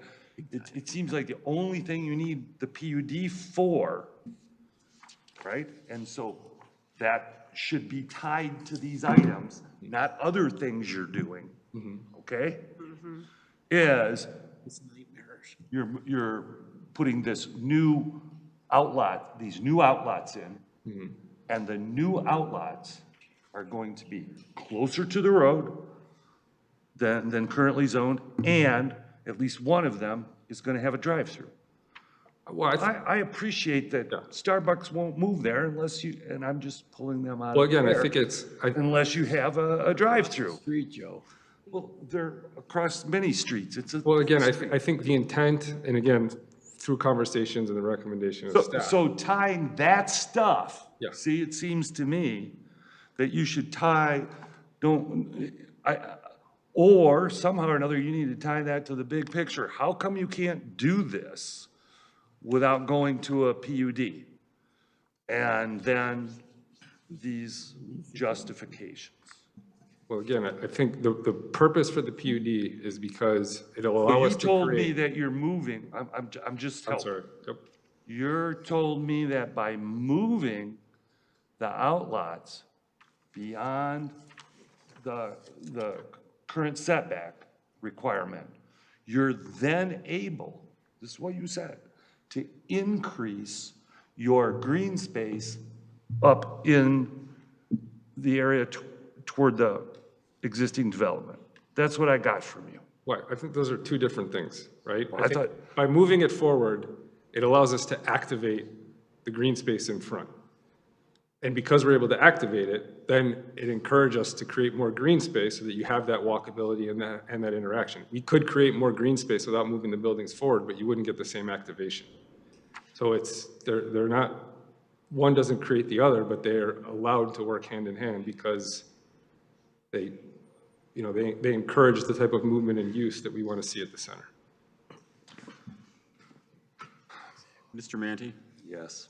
are you through? I know it's been a long meeting, but it's. The only reason I'm asking is because the staff was standing here in a little meeting, and I'm just trying to figure out what's going on at that end and what's going on at this end, and Mr. Brickner wants to talk, and it's 20 to 11, so.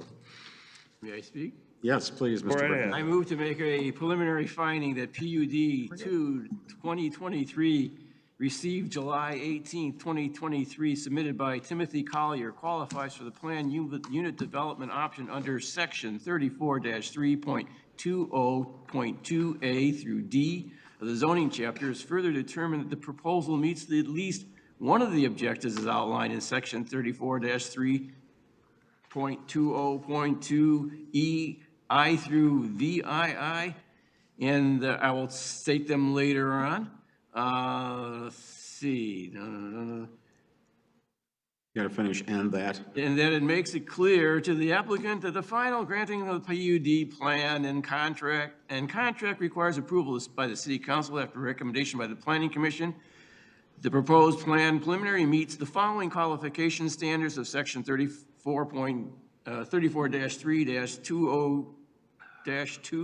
34-3-2.2.EI, EII, EV, EVI, EVII. And that's it. Support? No, there's some missing in there. 3 and 4 are out. Second. Did he name the one? Which ones did He you did all of them. Oh, all of I them? think 1 through 8 is what I. No, he didn't. No, they didn't have all of them. They had 1, 2, 5, 6, and 7. They didn't have 3 and 4. I don't think they had a number. Cheryl, are you clear on that? And 8. So this motion states that, the planning commission agrees that on all the ones that they have stated, you agree with that? Yes, we'll do that. Make it easier. Okay, and we have support down here. Yeah. Okay. All those in favor say aye. Isn't there discussion? Oh, I'm sorry. I thought. I thought you had discussed What the hell? Now You they're discussed it to discussing, death. discussing everything. I'm sorry. Okay, I don't want to sleep tonight. I obviously would like to speak. No. No more. I think this You have a requires a 3-minute ton you of have a 3-minute discussion, warning. but I'll let Joe go first. Oh, you want, okay, he's yielding the floor to you, Mr. Manti.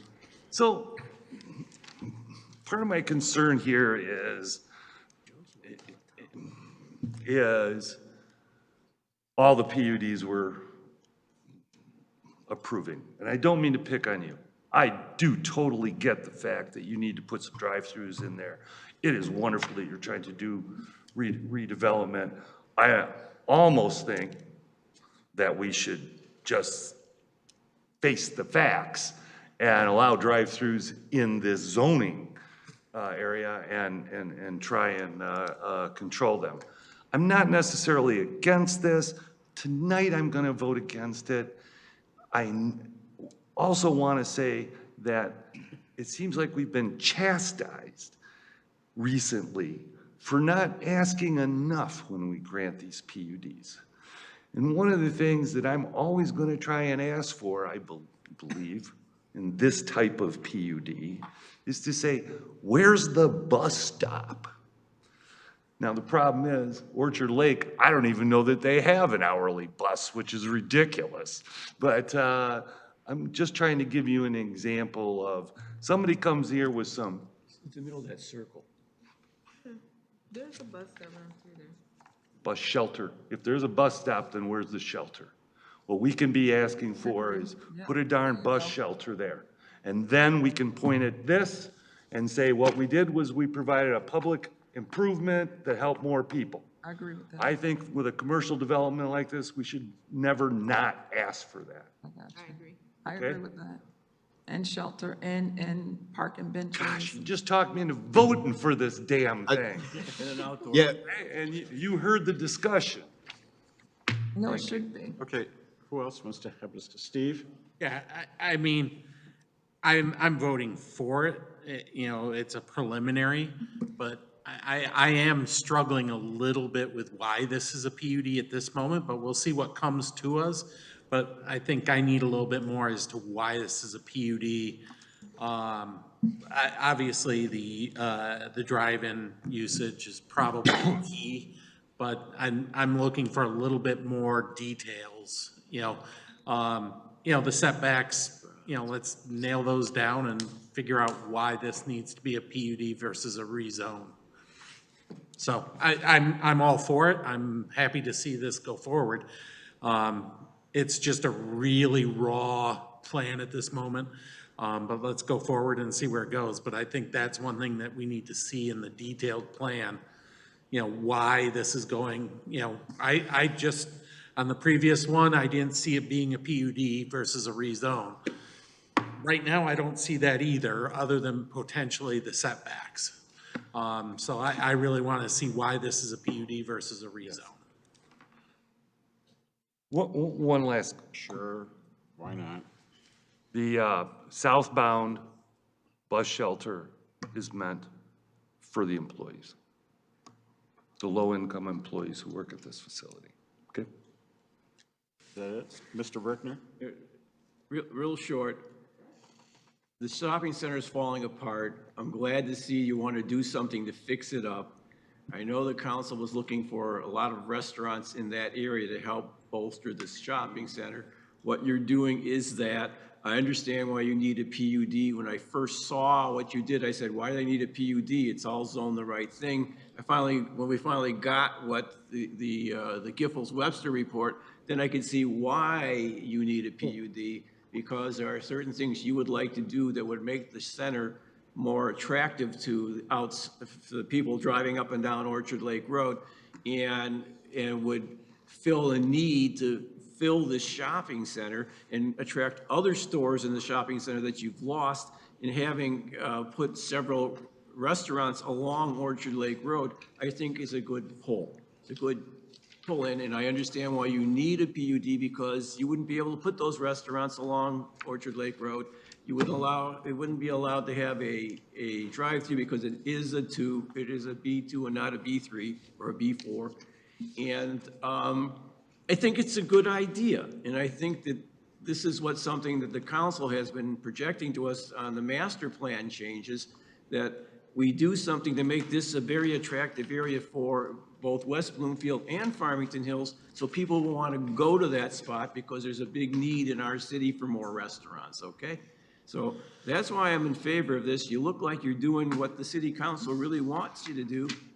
I'm all in favor of that. That's why I'm going to vote yes. Okay. Ready for the question? All those in favor, say aye. Aye. Aye. Those opposed? Chair votes yes. Okay. Now, Eric, is this going to be for the September meeting? Provided they bring plans for final determination forward by well, in this case, it would not be the September meeting, because tomorrow's actually the deadline. So this would most likely come back in October if they were able to I'm get sorry, plans what was the together. reason why? No September? Tomorrow's the deadline. Oh, tomorrow's the deadline. Oh, It's the 18th. Hey, Mark, you gotta work all night. so tomorrow's the deadline to Work send half out the a night public anyway. notice. They're staying up all night to of get the this thing in meeting. tomorrow. Thank you, guys. So it appears October. Mr. Chair, Yes, Mr. Brickner. I'd like to make a motion to approve the minutes of July 20th, 2023 special meeting, and July 20th, 2023 regular meeting. Second. Been moved and supported. All those in favor? Aye. Those opposed, same sign. Meetings minutes are approved. Okay. We've had our public comments tonight. Commissioner comments? Anything? I just want to take a minute to ask you guys what you think about, we used to, way back in the old days, when I was on before, we used to have study sessions that were like this meet in the commission, where we meet in there. Not master plan stuff, but just like tonight, we boxed ourselves into a meeting, I think, based on that vote. And I think we need to spend some time and we could do it maybe, I'd like to do it in September. When are they coming back? Do we know? On this thing that we didn't do anything on tonight? We said time to be determined. Well, it'd be, I mean, we might assume October if they can get plans together by September 18th, but, you know, it'd be unlikely. Oh, the first, Post-comment. well, I don't know what new information is going to necessarily come to light between then and now that's going to change the calculation. So I'm a little bit, I don't know what'll happen there. I think we'll have to engage as a staff in a dialogue with them to see what they might want to do, because I don't know that they have necessarily clear direction on what they need to bring back before you in order to. So I guess you're talking about for the first one, right? Right. Talking about the PUD 1, to have a study I session. don't know that they have to give you anything. Sorry? I don't know that they have to give you any new plans or new information at all. I think you are, I don't think anyone. I think you're going to talk about it, right? We Yeah. don't have a request Yeah. from them. Yeah. Our request is to sit down and talk amongst us and staff. Now, understand exactly what it is that they're presenting to us and what the pros and cons are, so that we can arrive at whether it's something we should reject or approve. And we didn't have that clarity tonight. Even though we heard what everyone had to say, we as a commissioning board, everyone sitting here didn't have that clarity. So that's kind of how we backed ourselves into a meeting, and how we ended up having a motion that said, can we table it? Because we need better clarity. So. Barry, Joe, it is not unusual in the history of the planning commission to table significant projects and talk about them at multiple meetings. It's not, back yourself into anything bad, it's just you're gonna talk about it, so it's okay. But it has to be done in public. It's gonna be in a public meeting, sure. Right, Joe? You can't. What would you consider public meetings? So, my comment that I was going to make regardless relates to this. I did walk to the back of that property, and it was extremely difficult to do. Did anyone else walk to the back of that I property? didn't walk, but I saw it. I drove the other side of it. But from the other side, I was able to stand, where are these buildings gonna be? And then you can see, all right? And as long as there is, Eric, you know what kind of notice is on there? Yeah. What's the name of that kind of notice, or? It's just called public notice or legal notice. I mean. No, that's on the building. That says it's Oh, basically not being. on the house, the existing house is what you're. Yeah. Oh, code enforcement. Yeah. ticket, Yeah. Yeah, it'd be, something. It was weeds and overgrown and that kind of thing, all right? grass. And believe me, it's extremely hard to walk back there. And I just wanted to express myself and say, I understand that the state requires that we act on things speedily, and I could be wrong.